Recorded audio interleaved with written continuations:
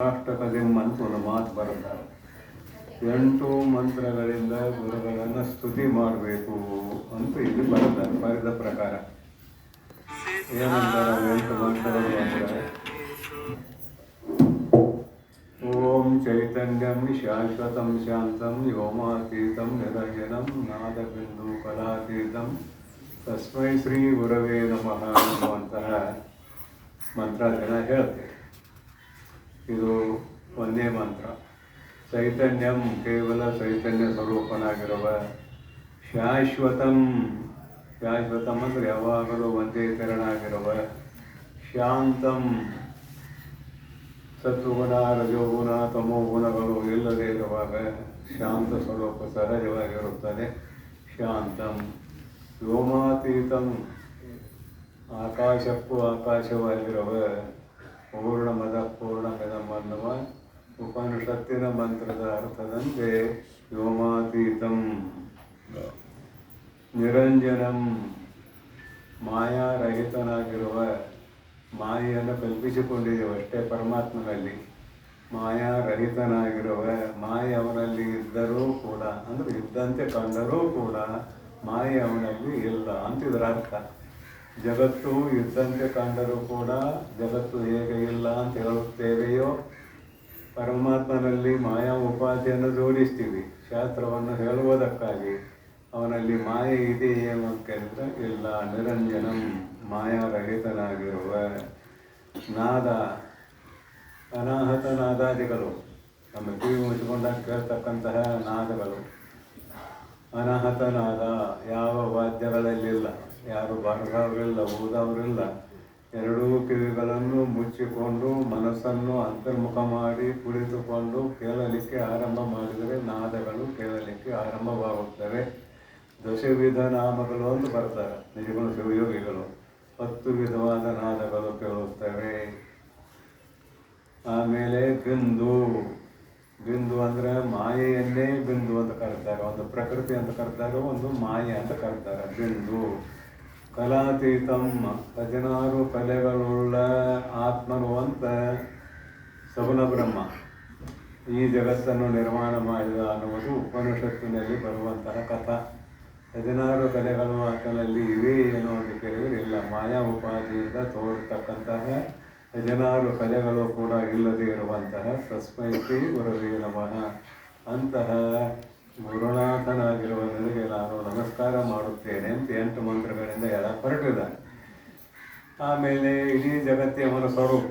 ಸ್ಥಾವರಂ ಜಂಗಮಂ ಚೈವ ತಥಾ ಚೈವ ಚರಾಚರಂ. ಸ್ಥಾವರಂ ಗಿಡ ಮೊದಲಾದವುಗಳು, ಜಂಗಮಂ ಚೈವ ಪ್ರಾಣಿಗಳು, ಅಡ್ಡಾಡ್ತಕ್ಕಂತಹ ಪ್ರಾಣಿಗಳು, ತಥಾ ಚ ಹಾಗೆಯೇ, ಚರ ಅಚರಂ ಮತ್ತೊಂದು ಅದೇ ಮಾತು ಬಂತು. ಚರ ಅಚರಂ ಚರಿಸುವ ಚರಿಸದೇ ಇರುವಂತಹ ಸಕಲ ಹುಲ್ಲು ಕಡ್ಡಿ ಮೊದಲಾದವುಗಳು. ಚರಾಚರಂ ತಥಾ ಚೈವ ಚರಾಚರಂ. ವ್ಯಾಪ್ತಮೇವ ವ್ಯಾಪ್ತಮೇವ ಜಗತ್ಸರ್ವಂ ಜಗತ್ತಿನ ತುಂಬ ಇದ್ದಾರೆ ಅಂತ ಹೇಳಕೊಂತಿದ್ದಾರೆ. ಇವೆಲ್ಲ ತಿಳಿಸುವ ಮಾತು. ಸ್ವಲ್ಪ ತಿಳಿಸುವ ಮಾತನ್ನುವಾಗ ಜಗತ್ತಿನ ತುಂಬ ಪರಮಾತ್ಮ ಇದ್ದಾನೋ ಏನು ಪರಮಾತ್ಮನಲ್ಲೇ ಜಗತ್ತಿದೆಯೋ? ಜಗತ್ತಿನ ತುಂಬ ಪರಮಾತ್ಮ ಇದ್ದಾನೆ ಅಂತ ತಿಳಿಸುವ ಮಾತು. ಪರಮಾತ್ಮನಲ್ಲೇ ಜಗತ್ತಿದೆ ಅಲ್ಲದೆ ಜಗತ್ತಿನಲ್ಲಿ ಪರಮಾತ್ಮ ಇಲ್ಲ. ಮತ್ತು ಜಗತ್ತಿನಲ್ಲಿ ಪರಮಾತ್ಮ ಇದ್ದಾನೆ ಅಂದ್ರೆ ಜಗತ್ತು ಆಶ್ರಯ ಆಯಿತು, ಪರಮಾತ್ಮ ಆಧಾರ ಆದ.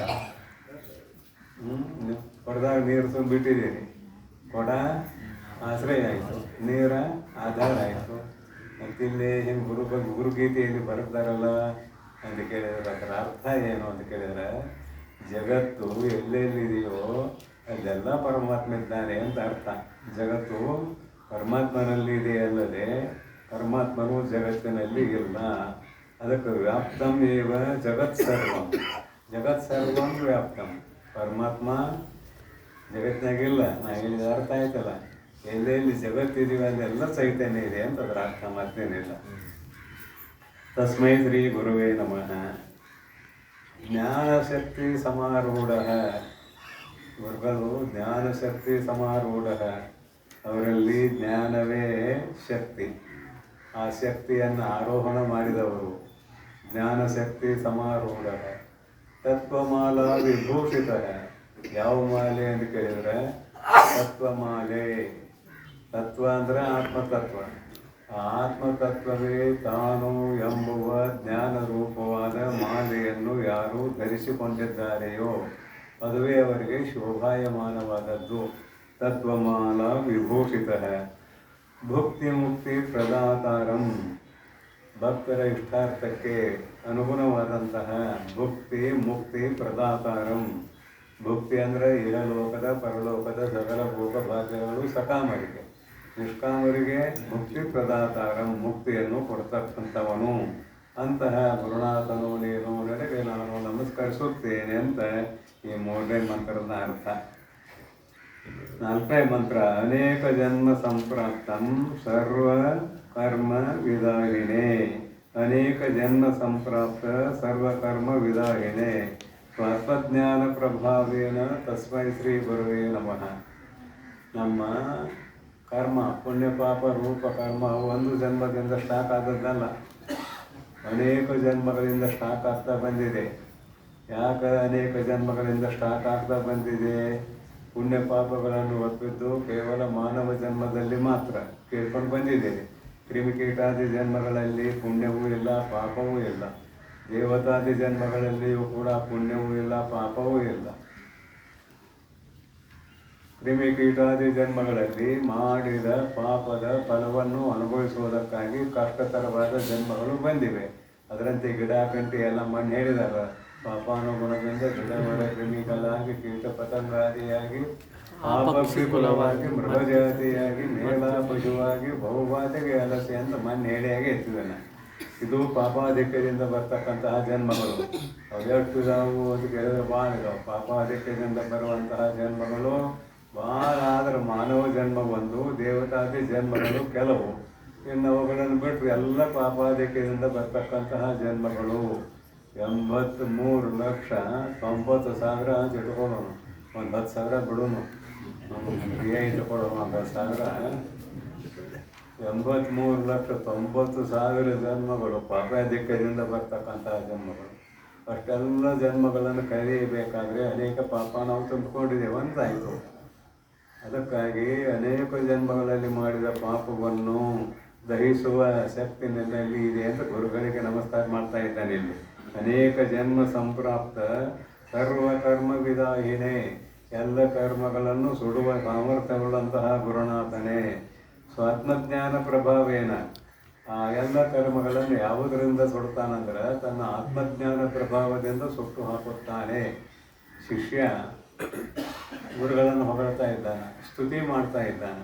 ನನ್ನ ಎಲ್ಲ ಜನ್ಮದ ಕರ್ಮಗಳನ್ನು ಸುಟ್ಟು ಹಾಕುವಂತಹ ಪ್ರಭಾವವುಳ್ಳಂತಹ ಗುರುನಾಥನೇ ನಿನಗೆ ನಾನು ನಮಸ್ಕರಿಸುತ್ತಿದ್ದೇನೆ ಅಂತ ಹೇಳ್ತಾನೆ ಗುರುಗಳ ಬಳಿಗೆ ಬಂದ. ಆಮೇಲೆ ನ ಗುರೋರಧಿಕಂ ತತ್ವಂ ನ ಗುರೋರಧಿಕಂ ತಪಃ ತತ್ವಂ ಜ್ಞಾನಾತ್ ಪರಂ ನಾಸ್ತಿ ತಸ್ಮೈ ಶ್ರೀ ಗುರವೇ ನಮಃ. ಮತ್ತೊಂದು ಶ್ಲೋಕ. ನ ಗುರೋಹೋ ಅಧಿಕಂ ತತ್ವಂ. ಗುರುವೇ ಪರಬ್ರಹ್ಮ, ಇವನು ಬಿಟ್ಟು ಬೇರೆ ತತ್ವ ಇದೆ ಅಂತಿಲ್ಲ. ಗುರೋಹೋ ಅಧಿಕಂ ತತ್ವಂ ನ. ತತ್ವ ಅಂದ್ರೆ ಅಖಂಡ ಚೈತನ್ಯ. ಗುರುವೇ ಅಖಂಡ ಚೈತನ್ಯ. ಅಂದ್ರೆ ಇಲ್ಲಿ ಗುರುಗಳಲ್ಲಿ ಜ್ಞಾನವನ್ನೇ ನೋಡಬೇಕಲ್ಲದೆ ಗುರುಗಳ ಶರೀರವನ್ನು ನೋಡಬಾರ್ದು ಅಂತ ಇದರ ಅರ್ಥ. ನ ಗುರೋಹೋ ಅಧಿಕಂ ತತ್ವಂ ನ ಗುರೋಹೋ ಅಧಿಕಂ ತಪಃ. ಗುರು ಸೇವೆಯನ್ನು ಮಾಡುವುದೇ ದೊಡ್ಡ ತಪಸ್ಸು, ಅದಕ್ಕಿಂತ ಬೇರೆ ತಪಸ್ಸೇನಿಲ್ಲ. ನ ಗುರೋಹೋ ಅಧಿಕಂ ತಪಃ. ಗುರುಗಳ ಸೇವೆ ಮಾಡಿ. ಅದರ ಜೊತೆಗೆ ಜ್ಞಾನ ತತ್ವಂ ಜ್ಞಾನಾತ್ ಪರಂ ನಾಸ್ತಿ. ತತ್ವ ಅಂತ ಯಾವುದಕ್ಕಂತ ಕರೀತಾರೆ ಅಂದ್ರೆ ಆತ್ಮಜ್ಞಾನವನ್ನೇ ತತ್ವ ಅಂತ ಕರೀತಾರೆ. ಅಂದರೆ ಇಲ್ಲಿ ಗುರುಗಳು ಆತ್ಮಜ್ಞಾನಿಗಳು ಆಗಿದ್ದಾರೆ, ತಮ್ಮ ಸ್ವರೂಪವನ್ನು ಸಾಕ್ಷಾತ್ಕಾರ ಮಾಡಿಕೊಂಡವರು ಆಗಿದ್ದಾರೆ ಅನ್ನುವ ಅರ್ಥ ಇಲ್ಲಿ. ಅಂತಹ ಸ್ವರೂಪವನ್ನು ಸಾಕ್ಷಾತ್ಕಾರ ಮಾಡಿಕೊಂಡಿರುವ ಎಲೆ ಗುರುದೇವನೇ ನಿನಗೆ ನಾನು ದೀರ್ಘದಲ್ಲಿ ನಮಸ್ಕಾರ ಮಾಡುತ್ತಿದ್ದೇನೆ ಅಂತ ಇದರ ಅರ್ಥ. ಇನ್ನು ಹೊಗಳ್ತಾನೆ ಇನ್ನೂ ಅಲ್ಲ. ಮನ್ನಾಥೋ ಜಗನ್ನಾಥಃ ಮದ್ಗುರು ಜಗದ್ಗುರು ಮಮಾತ್ಮ ಸರ್ವಭೂತಾತ್ಮ ತಸ್ಮೈ ಶ್ರೀ ಗುರವೇ ನಮಃ. ಮನ್ನಾಥಃ ಜಗನ್ನಾಥಃ. ನನಗೆ ಒಡೆಯನಾಗಿರುವಂತಹ ವ್ಯಕ್ತಿ ಯಾರು ಅಂತ ಕೇಳಿದ್ರೆ ಗುರು. ಏನೋ ಹಾಡ್ತಾರಲ್ಲ, ತಂದೆ ತಾಯಿಗಳು ಎಷ್ಟೋ ಜನ ಆಗಿ ಹೋದರೂ ಕೂಡ ಅವರು ಬಂಧನ ಕಲಿಯಲಿಲ್ಲ. ನಮ್ಮ ಬಂಧನ ಕಳೆಯವರು ಯಾರು ಅಂದರೆ ಗುರುಗಳು. ಅದಕ್ಕಾಗಿ ಗುರುವೇ ತಂದೆ, ಗುರುವೇ ತಾಯಿ, ಗುರುವೇ ಬಂಧು, ಗುರುವೇ ಬಳಗ, ಕೂಡಲು ಸಂಗಮ ಅಂತ ಅವರು ವಚನಕಾರ ಹಾಡಿದ್ದಾರೆ. ನೀನೇ ತಂದೆ, ನೀನೇ ತಾಯಿ, ಹಾಲಲೆದ್ದು ನೀರಲೆದ್ದು ಅಂತ ಅವ್ರು ಹಾಡಿದಾರಲ್ಲ ಬಸವಣ್ಣವರು. ಹಾಗೆ ಇಲ್ಲಿ ಗುರುವೇ ಬಂಧು ಬಳಗ, ಗುರುವೇ ತಂದೆ ತಾಯಿ, ಎಲ್ಲವೂ ಗುರುವಿನಲ್ಲೇ ಇದೆ ಅಂತ. ಅದಕ್ಕೆ ಮನ್ನಾಥ ನನ್ನ ಒಡೆಯನಾಗಿರುವಂತಹ ಗುರುದೇವ ಇದ್ದಾನಲ್ಲ, ಜಗತ್ತಿಗೆ ಒಡೆಯನು ಜಗನ್ನಾಥ, ನನಗೆ ಒಡೆಯನಾಗಿರುವಂತಹ ಗುರು ಜಗತ್ತಿಗೆ ಒಡೆಯನಾಗಿದ್ದಾನೆ. ಮದ್ಗುರು ಜಗದ್ಗುರು. ಇಲ್ಲಿ ಭಾಳ ಮಜಾ ಆಗಿದೆ. ಮದ್ಗುರು ಜಗದ್ಗುರು. ನಾವು ಜಗತ್ತಿಲ್ಲ ಅಂತ ಹೇಳಕೊಂಡಿದ್ದೀವಿ. ಅದ್ವೈತಿಗಳಲ್ಲ, ನಾವು ಜಗತ್ತಿಲ್ಲ ಅಂತ ಹೇಳಕೊಂಡಿದ್ದೀವಿ. ಮದ್ಗುರು ಜಗದ್ಗುರು. ಇದರಾಗ ಎಲ್ಲ ಇಲ್ಲೇ ತಂದು ಅಂತಃಪತಿ ಮಾಡ್ತಾ ಇದ್ದ. ನಾ ಇದ್ರೆ ಜಗತ್ತು, ನಾ ಇಲ್ಲ ಅಂದ್ರೆ ಜಗತ್ತಿಲ್ಲ. ತಾನು ನೋಡೇ ಜಗವಂಟು, ತಾನಿಲ್ಲದರೆ ಜಗವೂ ಇಲ್ಲ. ನಿದ್ರೆ ಹೆಚ್ಚಾಗಿ ಜಗತ್ತೇನೆ ಮಗ ನಿಮ್ಮನ್ನ ಕೇಳ್ತಾನೆ ಸುಮ್ಮನೆ. ನಿದ್ರೆ ಹೆಚ್ಚಾಗಿ ಜಗತ್ತಿಲ್ಲ. ಯಾವ್ದು ಕೂಡಲೇ ಜಗತ್ತು. ನೀ ಇದ್ರೆ ಜಗತ್ತು, ನೀವಿದ್ರೆ ಜಗತ್ತಿಲ್ಲ. ತಾನು ನೋಡೇ ಜಗವುಂಟು. ಅದಕ್ಕಾಗಿ ನನಗೆ ಗುರುವಾದವನು ಜಗತ್ತಿಗೆ ಗುರು. ಅಂದರೆ ಇದರ ಅಭಿಪ್ರಾಯ ಏನು? ಆತ ಸಮಾನವಾಗಿ ತೋರುವ ಜಗತ್ತು ಇದೆಯಂತ ಒಪ್ಪಿಕೊಂಡವರಿಗೂ ಅವನೇ ಗುರು ಅಂತ ಇದರ ಅಭಿಪ್ರಾಯ.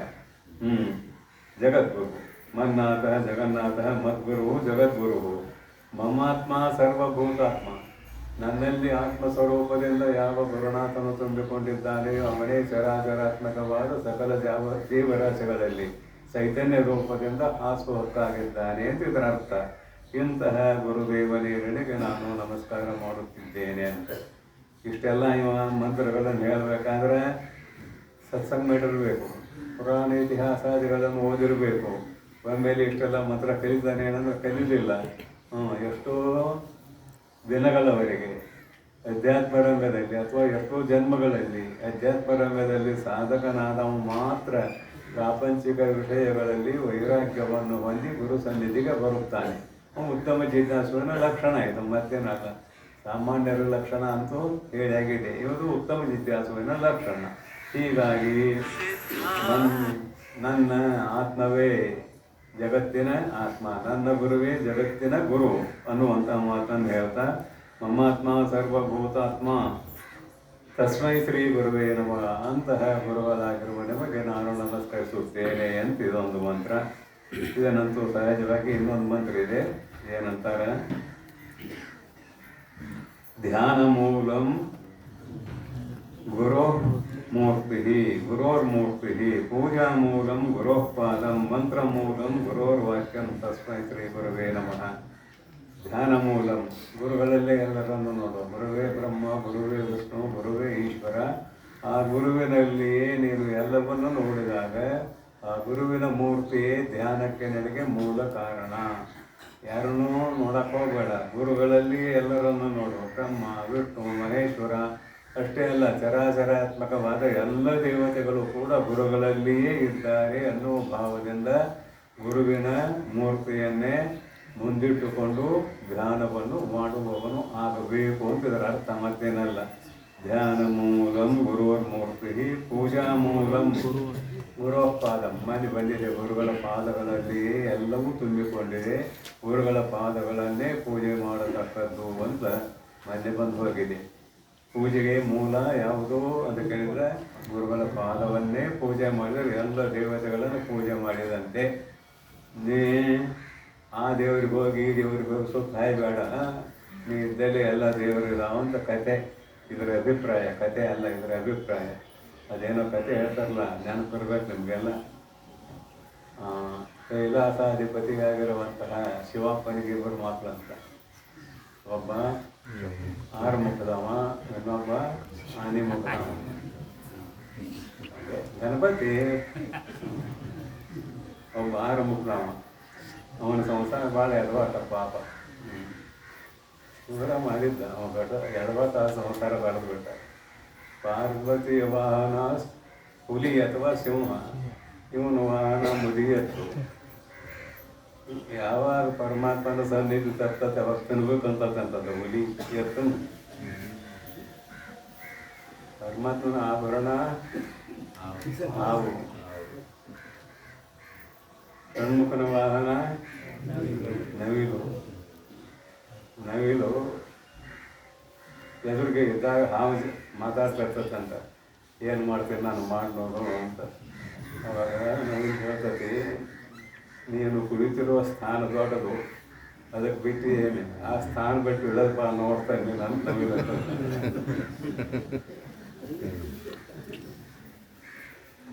ಗಣಪತಿ ವಾಹನ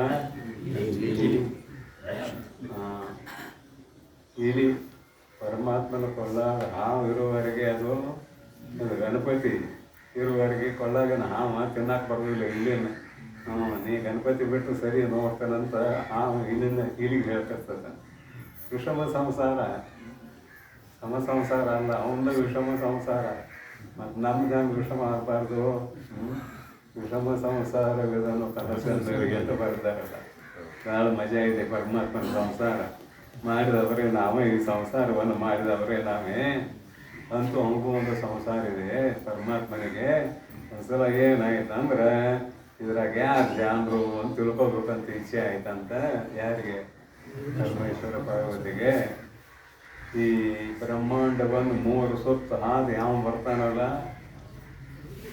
ಮೊದಲು ಬಂದವ ಜಾನ, ಎರಡನೇ ಸಲ ಬಂದವ ಜಾನ ಅಲ್ಲ. ಆಯ್ತು, ಅವ ನವಿಲು ವಾಹನ ಆಕಾಶದಲ್ಲಿ ಹಾರಿ ಬರ್ತದೆ. ಎಷ್ಟೋ ಸುತ್ತಾಗಿಲ್ಲ ಅಂತ ರೆಡಿಯಾಗೇ ಬಿಟ್ಟ. ಯಾರು? 6 ಮುಖದ ಅವ ರೆಡಿಯಾಗೇ ಬಿಟ್ಟ. ನಮ್ಗೆ ಅನುಭವ ಸುಮ್ಮನೆ ಕುಂತ. ಯಾಕೆ ಒಂದು ಇಲಿ ವಾಹನ ಪಾಪ ಎಲ್ಲಿ ಹೋಗ್ಬೇಕಲ್ಲ, ಬ್ರಹ್ಮಾಂಡ ಸುತ್ತ ಯಾಕೆ ಸುಮ್ಮನೆ ಕುಳಿತುಬಿಟ್ಟ. ಅವ್ನು ಭಾಳ ಸಂತೋಷ ಆಯಿತು. ಇವತ್ತು ಇಲಿ ಇದು ಯಾವಾಗ ಬರ್ತದೆ ಅಂತ ಹೋಗಿಬಿಟ್ಟ. ಅವ್ನು ಸುತ್ತ ಬರ್ಕೊಡ್ದಾಗ ಏನು ಮಾಡಿದ್ದ, ಪಾರ್ವತಿ ಪರಮೇಶ್ವರರಿಗೆ 3 ಸುತ್ತ ಹಾಕಿ ನಮಸ್ಕಾರ ಮಾಡಿ ಕುಂತ್ಬಿಟ್ಟ. ಒಂದು ಸುತ್ತಲ್ಲ 3 ಸುತ್ತ ಹಾಕ್ತ. ಅವ್ನು ಬಂದ ಸನ್ಮುಖ. ನಾನು ಮೊದಲು ಬಂದಾಗ ಇಲ್ಲೇ ಕೊಡ್ತಿದ್ದಾನೋ ಅಂದ. ಅವ್ನು ಹೇಳಿದ, ಗಣಪತಿ ನೀ ಮೊದಲು ಬಂದಿಲ್ಲ, ನೀ ಬರೋಕ್ಕಿಂತ ಮೊದಲು ನಾನು 3 ಸುತ್ತ ಹಾಕಿ ಬಂದು ಕುಂತಿದ್ದೀನಿ ಅಂದೇವು. ಅದ್ಯಾಂಗ ನೀ 3 ಸುತ್ತ ಹಾಕಿ ಬಂದೆ ಅಂದ. ಕೇಳ ಅವನಪ್ಪನೇ ಅಂತ ಕೇಳಿದ್, ನೀನೇ ಹೇಳುವ ಅಂದ. ಪರಮಾತ್ಮನ ಹೊಟ್ಯಾಗ ಎಲ್ಲ ಲೋಕಗಳು ತುಂಬಿದವು. ಇಬ್ಬರನ್ನು ಸುತ್ತ ಹಾಕಿ 3 ಸುತ್ತ. ನಾ ಇಲ್ಲೇ 3 ಸುತ್ತ ಆದಾಗ ಇಡೀ ಬ್ರಹ್ಮಾಂಡವನ್ನು 3 ಸುತ್ತ ಆದಂಗೆ ಆಯಿತು. ನೀ ಈಗ 1 ಸುತ್ತ ಹಾಕಿ ಬರ್ಬೇಕಾದ್ರೆ ಇಷ್ಟೊತ್ತು ತೊಗೊಂಡು ನೀ ಏನು ಜಾನ ಹಾಕಿ, ನಾ ಜಾನ ಅದಂತ. ಯಾರೋ ಗಣಪತಿ. ಈ ಕಥೆ ಯಾಕೆ ಹೇಳಿದ್ದೆ ಅಂದರೆ, ಸುತ್ತ ಹಾಕಿ ಹೋಗಬೇಡ, ಆ ದೇವರು ಈ ದೇವರು ಅಂತ ಹೇಳಿ ಗುರುಗಳ ಪಾದ ಕಮಲದಲ್ಲೇ ಎಲ್ಲ ದೇವರಿದ್ದಾರೋ, ಇಲ್ಲೇ ಪೂಜೆ ಮಾಡಿದ್ರು ಎಲ್ಲ ದೇವರ ಪೂಜೆ ಮಾಡಿದಂಗೆ ಆಯಿತು ಅಂತ. ಇದು ಗಣಪತಿ ಕಥೆ ನೆನಪು ಮಾಡಿದ ಅಷ್ಟೇ, ಮತ್ತೇನಿಲ್ಲ. ನೆನಪು ಮಾಡಲಿಕ್ಕೆ ಕಾರಣ ಇಷ್ಟೇ. ಗುರುಗಳ ಪಾದ ಕಮಲದಲ್ಲಿ ಎಲ್ಲ ದೇವತೆಗಳು ಇದ್ದಾರೆ. ಇಲ್ಲಿ ನಮಸ್ಕಾರ ಮಾಡಿದ್ರೆ ಎಲ್ಲ ದೇವತೆಗಳಿಗೂ ನಮಸ್ಕಾರ ಮಾಡಿದಂತೆ ಅಂತ ಇದರ ಅಭಿಪ್ರಾಯ. ಹೀಗಾಗಿ ಗುರುಗಳ ಪಾದ ಕಮಲದಲ್ಲಿ ದೊಡ್ಡವರಿದ್ದಾರೆ. ದೊಡ್ಡವರಿದ್ದರಿಂದ ಗುರುಮೂರ್ತಿಯನ್ನೇನೇನು, ಗುರುಗಳ ಪಾದವನ್ನೇನೇನು, ಗುರುಮೂರ್ತಿಯನ್ನೇ ಕುರಿತು ಧ್ಯಾನ ಮಾಡು, ಗುರುಗಳ ಪಾದಗಳನ್ನೇ ಪೂಜಿಸು ಅನ್ನುವಂತಹ ಅರ್ಥವನ್ನು ಕೊಡುವಂತಹ ಮಂತ್ರ ಇದು. ಅಂತಹ ಗುರುಗಳಿಗೆ ನಮಸ್ಕರಿಸುತ್ತೇನೆ ಅಂತ ನಮಸ್ಕಾರ ಮಾಡಿದ. ಗುರು ಅನಾದಿ, ಗುರು ಅನಾದಿಶ್ಚ, ಗುರು ಅನಾದಿ. ಆಮೇಲೆ ಗುರು ಪರಮದೈವತಂ, ಗುರು ಪರಮದೈವತಂ. ಗುರುಗಳಿಗಿಂತಲೂ ಶ್ರೇಷ್ಠರಾದ ದೇವತೆಗಳು ಜಗತ್ತಿನಲ್ಲಿ ಯಾರೂ ಇಲ್ಲ. ಯಾಕನ್ನೋದನ್ನ ಮೊನ್ನೆ ಹೇಳಿದ್ದೇನೆ. ದೇವತೆಗಳ ಪರಿಚಯ ಮಾಡಿ ಕೊಟ್ಟವರು ನಮ್ಮ ಗುರುಗಳು. ದೇವರು ಗುರುಗಳನ್ನು ಪರಿಚಯ ಮಾಡಿಕೊಟ್ಟಿಲ್ಲ ನಮಗೆ, ದೇವರನ್ನು ಪರಿಚಯ ಮಾಡಿಕೊಟ್ಟವನೇ ಗುರು. ಆದುದರಿಂದ ಗುರು ಪರಮದೈವತಂ, ಗುರು ಶ್ರೇಷ್ಠವಾದ ದೇವತೆ. ಗುರು ಅನಾದಿ. ಅನಾದಿ ಅಂತ ಯಾಕೆ ಹೇಳಿದ್ರು? ಅವ್ನು ಹುಟ್ಟಿದವಲ್ಲ. ಗುರು ಪರಮ ಚೈತನ್ಯ ಅದರಿಂದ ಹುಟ್ಟುತ್ತಾನೆ, ನಾವು ಹುಟ್ಟಿಲ್ಲ, ಅದಕ್ಕೆ ಅನಾದಿ. ಆಮೇಲೆ ಗುರು ಪರಮದೈವತಂ, ಗುರೋಹೋ ಪರತರಂ ನಾಸ್ತಿ ತಸ್ಮೈ ಶ್ರೀ ಗುರುವೇ ನಮಃ. ಕೊನೆಗೆ ಗುರುಗಳಿಗಿಂತ ಶ್ರೇಷ್ಠರಾದವರು ಅಥವಾ ಶ್ರೇಷ್ಠವಾದ ವಸ್ತು ಜಗತ್ತಿನಲ್ಲಿ ಯಾವುದೂ ಇಲ್ಲ ಅಂತ ಗುರುಗಳನ್ನು ಸ್ತುತಿ ಮಾಡಿ ದೀರ್ಘದಂಡ ನಮಸ್ಕಾರ ಮಾಡಬೇಕಂತ ಶಿಷ್ಯ. ಇದರೆಲ್ಲ ಅರ್ಥ ಏನಾಯಿತು ಗೊತ್ತಾಯ್ತಲ್ಲ. ಶಿಷ್ಯ ಇಷ್ಟು ಹೇಳಿದ, ಗುರುವಿನಲ್ಲಿ ಇಷ್ಟು ಮಹತ್ವ ಇದೆ ಅಂತ ಅರ್ಥ ಆಯಿತು. ಇದು ಶಿಷ್ಟೋಪಸಂಗತಿ ಅಂತ ಬೆಳಗಿನ ಪ್ರವಚನದಲ್ಲಿ ಹೇಳಿದ್ದೆ. ಇಷ್ಟು ಹೇಳಿ ಮಂತ್ರಾಷ್ಟಕದಿಂದ ಗುರುಗಳಿಗೆ ಮಂತ್ರಪೂರ್ವಕವಾಗಿ ನಮಸ್ಕಾರ ಮಾಡಿದ. ಕೊನೆಗೆ ದೀರ್ಘದಂಡ ನಮಸ್ಕಾರ ಮಾಡ್ತಾನೆ.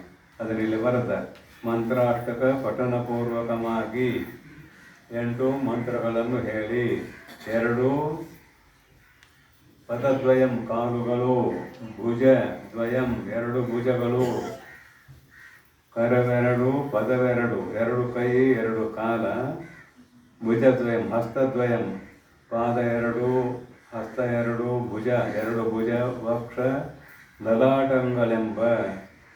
ಲಲಾಟಗಳೆಂಬ ಅಷ್ಟಾಂಗದಂ ಎದಿ ನೆಲಕ್ಕೆ ಹತ್ತಬೇಕು, ಹಣಿ ನೆಲಕ್ಕೆ ಹತ್ತಬೇಕು. ಹೀಗೆ ದೀರ್ಘದಂಡ ನಮಸ್ಕಾರ. ದೀರ್ಘದಂಡ ಅಂದ್ರೆ ಕಟ್ಟಿಗೆ ಬಿದ್ದಂಗೆ ಬೀಳಬೇಕು. ಅದಕ್ಕೆ ಅರ್ಥ ಏನು ಅಂತ ಕೇಳಿದ್ರೆ, ಒಂದು ಕಟ್ಟಿಗೆ ಕೋಲ ಕೆಳಗೆ ಬಿದ್ದಾಗ ಅದನ್ನು ಯಾರಾದರೂ ಎತ್ತಿ ನಿಲ್ಲಿಸಿದಾಗಲೇ ಅದು ಒಂದು ಮೂಲೆಗೆ ನಿಲ್ತದೆ. ಹಾಗೆ ಗುರುಗಳಿಗೆ ಕೇಳ್ಕೊಳ್ತಾನೆ, ಗುರುನಾಥ, ನಾನು ಭವಸಾಗರದಲ್ಲಿ ಮುಳುಗಿದ್ದೇನೆ, ನೀನು ನನ್ನನ್ನು ಎತ್ತಿ ನಿಲ್ಲಿಸದೆ ಹೋದರೆ ನನ್ನ ಉದ್ಧಾರಕರ್ತರು ಯಾರೂ ಇಲ್ಲ, ನನ್ನನ್ನು ನೀನು ಉದ್ಧಾರ ಮಾಡಬೇಕು ಅಂತ ಕೇಳಿಕೊಳ್ಳುವ ಪದ್ಧತಿ ಅದು ದೀರ್ಘದ ನಮಸ್ಕಾರ. ನಮ್ಮ ನಮಸ್ಕಾರ ಹೆಂಗೆ? ನಮಸ್ಕಾರ ಗುರುಗಳು, ಆರಾಮಿದ್ದೀರಿ? ಆರಾಮಿದ್ದೀರಿ. ನಮ್ಮ ನಮಸ್ಕಾರ ಮೊದಲೇ ಏನಾರ ಕೈ ಮುಗಿಬೋದು, ಆಮೇಲೆ ಅವ ಹೆಂಗೆ ಆಶೀರ್ವಾದ ಮಾಡ್ತಾನೆ, ಆರಾಮದಿರಿ ಅಂತ. ಇದು ನಮ್ಮ ನಮಸ್ಕಾರ. ದೀರ್ಘದಂಡ ನಮಸ್ಕಾರ ಮಾಡಬೇಕಂತ ತತ್ವವೇತ್ತವನ್ನು ತಿಳಿಯಬೇಕೆಂಬುವ ಉತ್ಕಟ ಇಚ್ಛೆಯುಳ್ಳಂತಹ ಶಿಷ್ಯನು ಗುರುಗಳಿಗೆ ದೀರ್ಘದಂಡ ನಮಸ್ಕಾರ ಮಾಡಬೇಕು ಅಂತ ಇದರ ಅಭಿಪ್ರಾಯ. ಪ್ರಣತನಾಗಿ ನೆಲ ಸೋಂಕುವಂತೆ ಪ್ರಣತನಾಗಿ ಬಳಿಕ ಎದ್ದು ನಿಂತು ಭಕ್ತಿಭಾವದಿಂದ ಕರಕಮಲಗಳನ್ನು ಕಮಲಕ್ಕೆ ಸದೃಶವಾದ 2 ಕೈಗಳನ್ನು ಮುಗಿದು ಜೋಡಿಸಿ ಕಿಂಕರ ಭಾವವಂ ಕೈಮೆಕ್ಕು ಕಿಂಕರ ಭಾವ ಹೆಚ್ಚಾದ ಕಿಂಕರ ಭಾವವನ್ನು ತೋರ್ಪಡಿಸಿ ಕಾರ್ಪಣ್ಯವಂ ದೀನತೆಯನ್ನು ತೋರಿಸಿ, ನೀನು ಉದ್ಧಾರ ಮಾಡದೆ ಹೋದರೆ ನಾನು ಬದುಕುವುದಿಲ್ಲ, ನೀನು ನನ್ನನ್ನು ಉದ್ಧಾರ ಮಾಡಲೇಬೇಕು ಅಂತ ದೀನ ಭಾವದಿಂದ ಅವನ ಗುರುವಿನಲ್ಲಿ ಬೇಡಿಕೊಂಡು ಕಾರ್ಪಣ್ಯಮಂ ದೋರಿ ಕೂರ್ಮೆಯಂ ಪ್ರೀತಿಯಿಂದ, ಕೂರ್ಮೆಯಂ ಅಂದ್ರೆ ಪ್ರೀತಿಯಿಂದ ಕೊಂಡಾಡಿ, ಗುರುಗಳನ್ನು ಕೊಂಡಾಡಿ ಹಾಡಿ ಹೊಗಳಿ ಸ್ತುತಿ ಮಾಡಿ ಜ್ಞಾನ ವೈರಾಗ್ಯ ಕೀರ್ತಿ ಶಕ್ತಿ ಬಲ ವೀರ್ಯ ತೇಜಸ್ಸು, ಜ್ಞಾನ ಶಕ್ತಿ ಬಲ ವೀರ್ಯ ತೇಜಸ್ಸು ವೈರಾಗ್ಯ ಒಂದಿದೆಯಲ್ಲ, ಗುರುಗಳು ಹೇಗಿರ್ತಾರೆ ಅಂತ ಕೇಳಿದರೆ ಈ 6 ಗುಣಗಳಿಂದ ಕೂಡಿರ್ತಾರೆ. ಜ್ಞಾನ, ತಮ್ಮ ಸ್ವರೂಪದ ಜ್ಞಾನ ಇರ್ತದೆ. ತಮ್ಮ ಸ್ವರೂಪದ ಜ್ಞಾನ ಇದ್ದಾಗ ಶಿಷ್ಯನ ಎಲ್ಲ ಸಮಸ್ಯೆಗಳನ್ನು ಪರಿಹಾರ ಮಾಡುವ ಯೋಗ್ಯತೆ ಇರ್ತದೆ. ಆಮೇಲೆ ಶ್ರೋತ್ರಿಯತ್ವ ಇರ್ತದೆ. ಶ್ರೋತ್ರಿಯಂ ಬ್ರಹ್ಮನಿಷ್ಠಂ. ಗುರುಗಳಲ್ಲಿಯೂ ಕೂಡ ವೈರಾಗ್ಯ ಇರಬೇಕು. ಯಾಕಂದರೆ ಶಿಷ್ಯರು ಅನುಕರಣೆ ಮಾಡ್ತಾರೆ. ವೇದ್ಯದಾಚರತಿ ಶ್ರೇಷ್ಠ ತತ್ತದೇವೇ ಸರೋ ಜನ ತತ್ ಸಯತ್ ಪ್ರಮಾಣಂ ಕುರುತೆ ಲೋಕಸ್ತದನೋ ವರ್ತತೆ. ನಾನು ತತ್ವಜ್ಞಾನಿಯಾಗಿದ್ದೇನೆ, ಜಗತ್ತೇ ಸುಳ್ಳಾಗಿದೆ, ನನಗೆ ವೈರಾಗ್ಯಾದಿಗಳ ಸಂಬಂಧ ಇಲ್ಲ ಅಂತ ಇರುವ ಹಾಗಿಲ್ಲ. ವೈಯಾಕರಣಿ ಆದಂಥವನು ತಾನು ವೈರಾಗ್ಯವಂತನಾಗಿರಬೇಕು, ಬ್ರಹ್ಮನಿಷ್ಠನಾಗಿರಬೇಕು. ಜ್ಞಾನ, ವೈರಾಗ್ಯ, ಶಕ್ತಿ ಅಂದರೆ ಸ್ವತಂತ್ರತೆ, ಯಾವುದಕ್ಕೂ ಅಧೀನನಾಗುವುದಿಲ್ಲ, ಸ್ವತಂತ್ರ. ಆಮೇಲೆ ಬಲ, ಯಾವುದರ ಈ ಜಗತ್ತನ್ನು ಅಥವಾ ಶಿಷ್ಯರ ಅಜ್ಞಾನವನ್ನು ಕಳೆಯುವುದರಲ್ಲಿ ಯಾವುದರ ಕೊರತೆ ಇಲ್ಲ, ಬಲ, ಶಕ್ತಿ. ವೀರ್ಯ ಅಂದರೆ ನಾನು ಬ್ರಹ್ಮವೇ ಇದ್ದೇನೆ ಅನ್ನುವ ದೃಢತರವಾದ ಧೈರ್ಯ, ವೀರ್ಯ. ಅಲ್ಲಿ ಕಿಂಚಿತ್ತೂ ಸಂಶಯ ಇಲ್ಲ. ಆಮೇಲೆ ತೇಜಸ್ಸು, ವೀರ್ಯ, ತೇಜ ಯಾವುದಂದ್ರೆ ಪ್ರಗಲ್ಭತೆ. ಮಾತನಾಡುವಾಗ ಸ್ಪಷ್ಟವಾದ ಅಕ್ಷರಗಳು ಉಚ್ಚಾರಣೆ ಆಗಬೇಕು, ಧೈರ್ಯದಿಂದ ಮಾತನಾಡಬೇಕು. ಶಿಷ್ಯರಿಗೆ ಸರಿಯಾಗಿ ತಿಳಿಯುವಂತೆ ಆಗಬೇಕಾದ್ರೆ ಗುರುವಿನ ವಾಕ್ಯದಲ್ಲಿ ಏನಿರಬೇಕು ಅಂತ ಕೇಳಿದರೆ ಪ್ರಗಲ್ಭತೆ ಇರಬೇಕು. ಪ್ರಗಲ್ಭತೆ ಅಂದರೆ ಸ್ಪಷ್ಟವಾಗಿ ಮಾತನಾಡುವ ತನ ಇರಬೇಕು ಅಂತ ಇದರ ಅಭಿಪ್ರಾಯ. ಈ 6 ಗುಣಗಳಿಂದ ಕೂಡಿಕೊಂಡವನೇ ಗುರುವಾಗಲಿಕ್ಕೆ ಯೋಗ್ಯ ಅಂತ ಇಲ್ಲಿ ಅಭಿಪ್ರಾಯ. ಇಂತಹ ಗುರುವಿಗೆ ನಮಸ್ಕಾರ ಮಾಡಿದವ ಏನಂದ್ರೆ ನೋಡ್ರಿ, ಶ್ರೀ ಬಲ ಶಕ್ತಿ ಐಶ್ವರ್ಯಗಳೆಂಬ ಷಡ್ಗುಣ ಸಮಗ್ರತೆಯಂ. ಭಗವಂತನಾದ ಎಲೆಯ ಸದ್ಗುರುವೇ, ಪರಮಾತ್ಮನಾದ ಎಲೆಯ ಸದ್ಗುರುವೇ,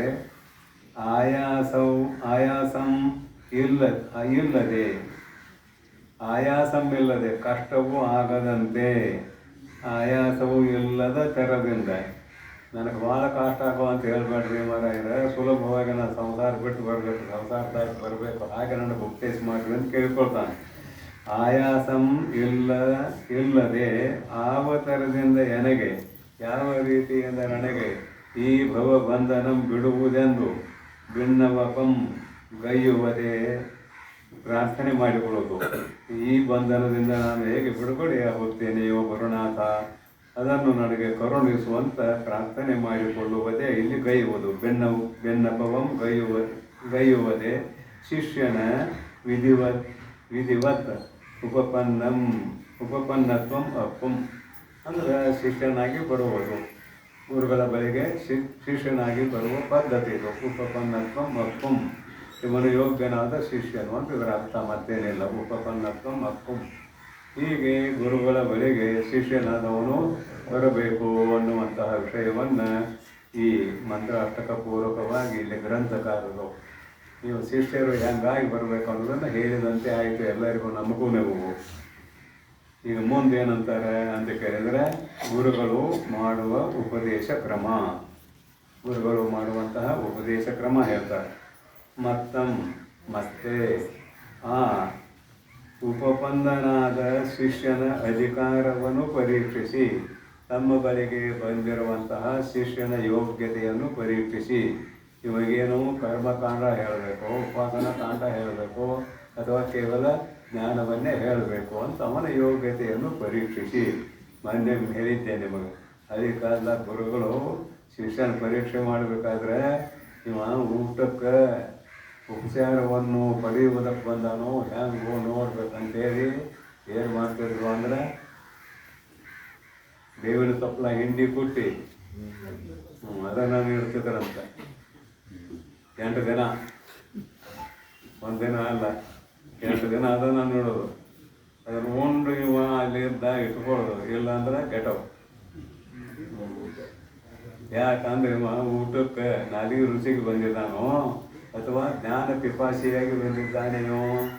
ಜ್ಞಾನ ಪಿಪಾಸಿಯಾಗಿ ಬಂದಿದ್ದರೆ ಅಲ್ಲಿ ನೋಡುವಂಗಿಲ್ಲ. ಇಲ್ಲಿ ಏನು ನೋಡುವಂಗಿಲ್ಲ, ಅದೇನು ಊಟ ಅಂತ ನೋಡುವಂಗಿಲ್ಲ, ಸುಮ್ಮನೆ ಒಳಗೆ ಹಾಕೋದಷ್ಟೇ ಕೆಲಸ.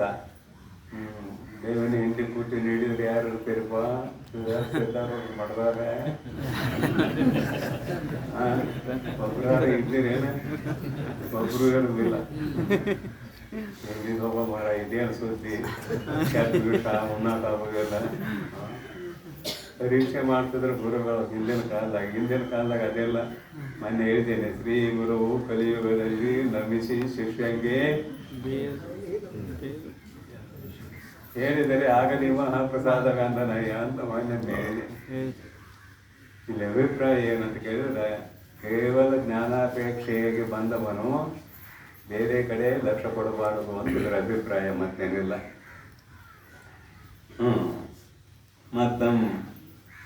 ಶಿಷ್ಯನನ್ನು ಪರೀಕ್ಷಿಸಿ, ಅಧಿಕಾರವನ್ನು ಪರೀಕ್ಷಿಸಿ, ಕೃಪಾ ಕಟಾಕ್ಷದಿಂದ ವೀಕ್ಷಿಸಿ, ಕರುಣೆಯಿಂದ ಪ್ರೀತಿಯಿಂದ ಶಿಷ್ಯನನ್ನು ನೋಡಿ. ಕರುಣೆ ಬೇಕು, ನಮ್ಮನ್ನು ಉದ್ಧಾರ ಮಾಡಬೇಕು ಅನ್ನುವಂಥ ಕರುಣಾ ಗುಣ ಬೇಕು. ಅಂದದಿರು ಎಂದು ಅಭಯ ಹಸ್ತಮಂ, ಹೆದರಬೇಡ, ಸಂಸಾರ ಸಾಗರದಿಂದ ನಿನ್ನನ್ನು ದಾಟಿಸುತ್ತೇನೆ ಅನ್ನುವಂಥ ವಿಶ್ವಾಸ ಅವನಿಗೆ ಉಂಟು ಆಗುವಂತೆ ಮಾತುಗಳನ್ನು ಆಡಬೇಕು. ಅಂದದಿರು ಎಂದು ಅಭಯ ಹಸ್ತಮಂ, ಶಿಷ್ಯನ ತಲೆಯ ಮೇಲಿಟ್ಟು ಮಸ್ತಕದೊಳು ಇಟ್ಟು, ಶ್ರುತಿ ಯುಕ್ತಿ ಅನುಭವಗಳಿಂದ, ಶ್ರುತಿ ಅನೇಕ ವಿಧವಾದ ಉಪನಿಷತ್ತುಗಳ ಮಾತುಗಳು, ಶ್ರುತಿ ಯುಕ್ತಿ, ಆ ಉಪನಿಷತ್ತುಗಳ ಮಾತುಗಳಿಗೆ ಹೊಂದುಗಡೆಯಾಗುವಂತಹ ಯುಕ್ತಿ, ಶ್ರುತಿ ಯುಕ್ತಿ. ಆಮೇಲೆ ಅವನಿಗೆ ಅನುಭವ ಬರುವ ರೀತಿಯಲ್ಲಿ ಉಪದೇಶ. ಶ್ರುತಿ ಯುಕ್ತಿ ಅನುಭವ ಬರಬೇಕು, ಅವನು ಹೇಳಿದ ಕೂಡಲೇ ಆ ರೀತಿಯ ಉಪದೇಶ. ಶ್ರುತಿ ಯುಕ್ತಿ ಅನುಭವಗಳಿಂದ ಆತನ ದೇಹಾದಿ ಆತ್ಮಬುದ್ಧಿಯಂ ನೆಲೆಗಳಿದು. ಶರೀರದಲ್ಲಿ ನಾನು ಅನ್ನುವ ಬುದ್ಧಿ, ಇಂದ್ರಿಯಗಳಲ್ಲಿ ನಾನು ಅನ್ನುವ ಬುದ್ಧಿ, ಮನ ಚಿತ್ತು ಅಹಂಕಾರಾದಿಗಳಲ್ಲಿ ನಾನು ಅನ್ನುವ ಬುದ್ಧಿ, ಆದಿಪದ್ದಿಂದ ಶರೀರ, ಸ್ಥೂಲ ಶರೀರ, ಸೂಕ್ಷ್ಮ ಶರೀರ, ಇದರಲ್ಲಿ ನಾನು ಅನ್ನುವ ಬುದ್ಧಿ ನಮ್ಮ ನಿಮ್ಮೆಲ್ಲರಿಗೂ ಸಹಜವಾಗಿ ಇರುವಂತೆ, ಎಲ್ಲರಿಗೂ ಇರುವಂಥದ್ದೇ ಇದು. ಆದರೆ ಆ ಬುದ್ಧಿಯನ್ನು ಬಿಡಿಸ್ಬೇಕು. ದೇಹಾದಿ ಆತ್ಮ ಬುದ್ಧಿಯಂ ನೆಲೆಗಳಿದು. ಈ ದೇಹ ನೀನಲ್ಲ, ಯುಕ್ತಿ ಏನಪ್ಪ ಮೊನ್ನೆಲ್ಲ ಹೇಳಿ ಆಗೈತೆ ಶಾಸ್ತ್ರ. ಯುಕ್ತಿ ಏನು? ಯಾವುದನ್ನು ನೀನು ಅರಿಯುತ್ತೀಯೋ ಅದು ನೀನು ಅಲ್ಲ. ಅರಿಸಿಕೊಳ್ಳುವುದು ಜಡ, ಅರಿಯುವುದು ಚೇತನ. ನೀನಪ್ಪ ನಿನ್ನ ಕೈ ನಿನಗೆ ಬೀಳ್ತೈತಿಲ್ಲ, ಇದು ಕೈ, ಇದು ಕಾಲು, ಇದು ಕಣ್ಣು, ಇದು ಕಿವಿ, ಮೂಗು, ಬಾಯಿ, ಎದಿ, ಬೆನ್ನ ಏನೆಲ್ಲ ಹೇಳ್ಕೊಡ್ರಿ. ಇವೆಲ್ಲ ತಿಳಿದಾವಿಲ್ಲ ತಿಳಿದವು. ನಿಮಗೆ ಜ್ಞಾನಕ್ಕೆ ಇವೆಲ್ಲ ವಿಷಯ ಅದು.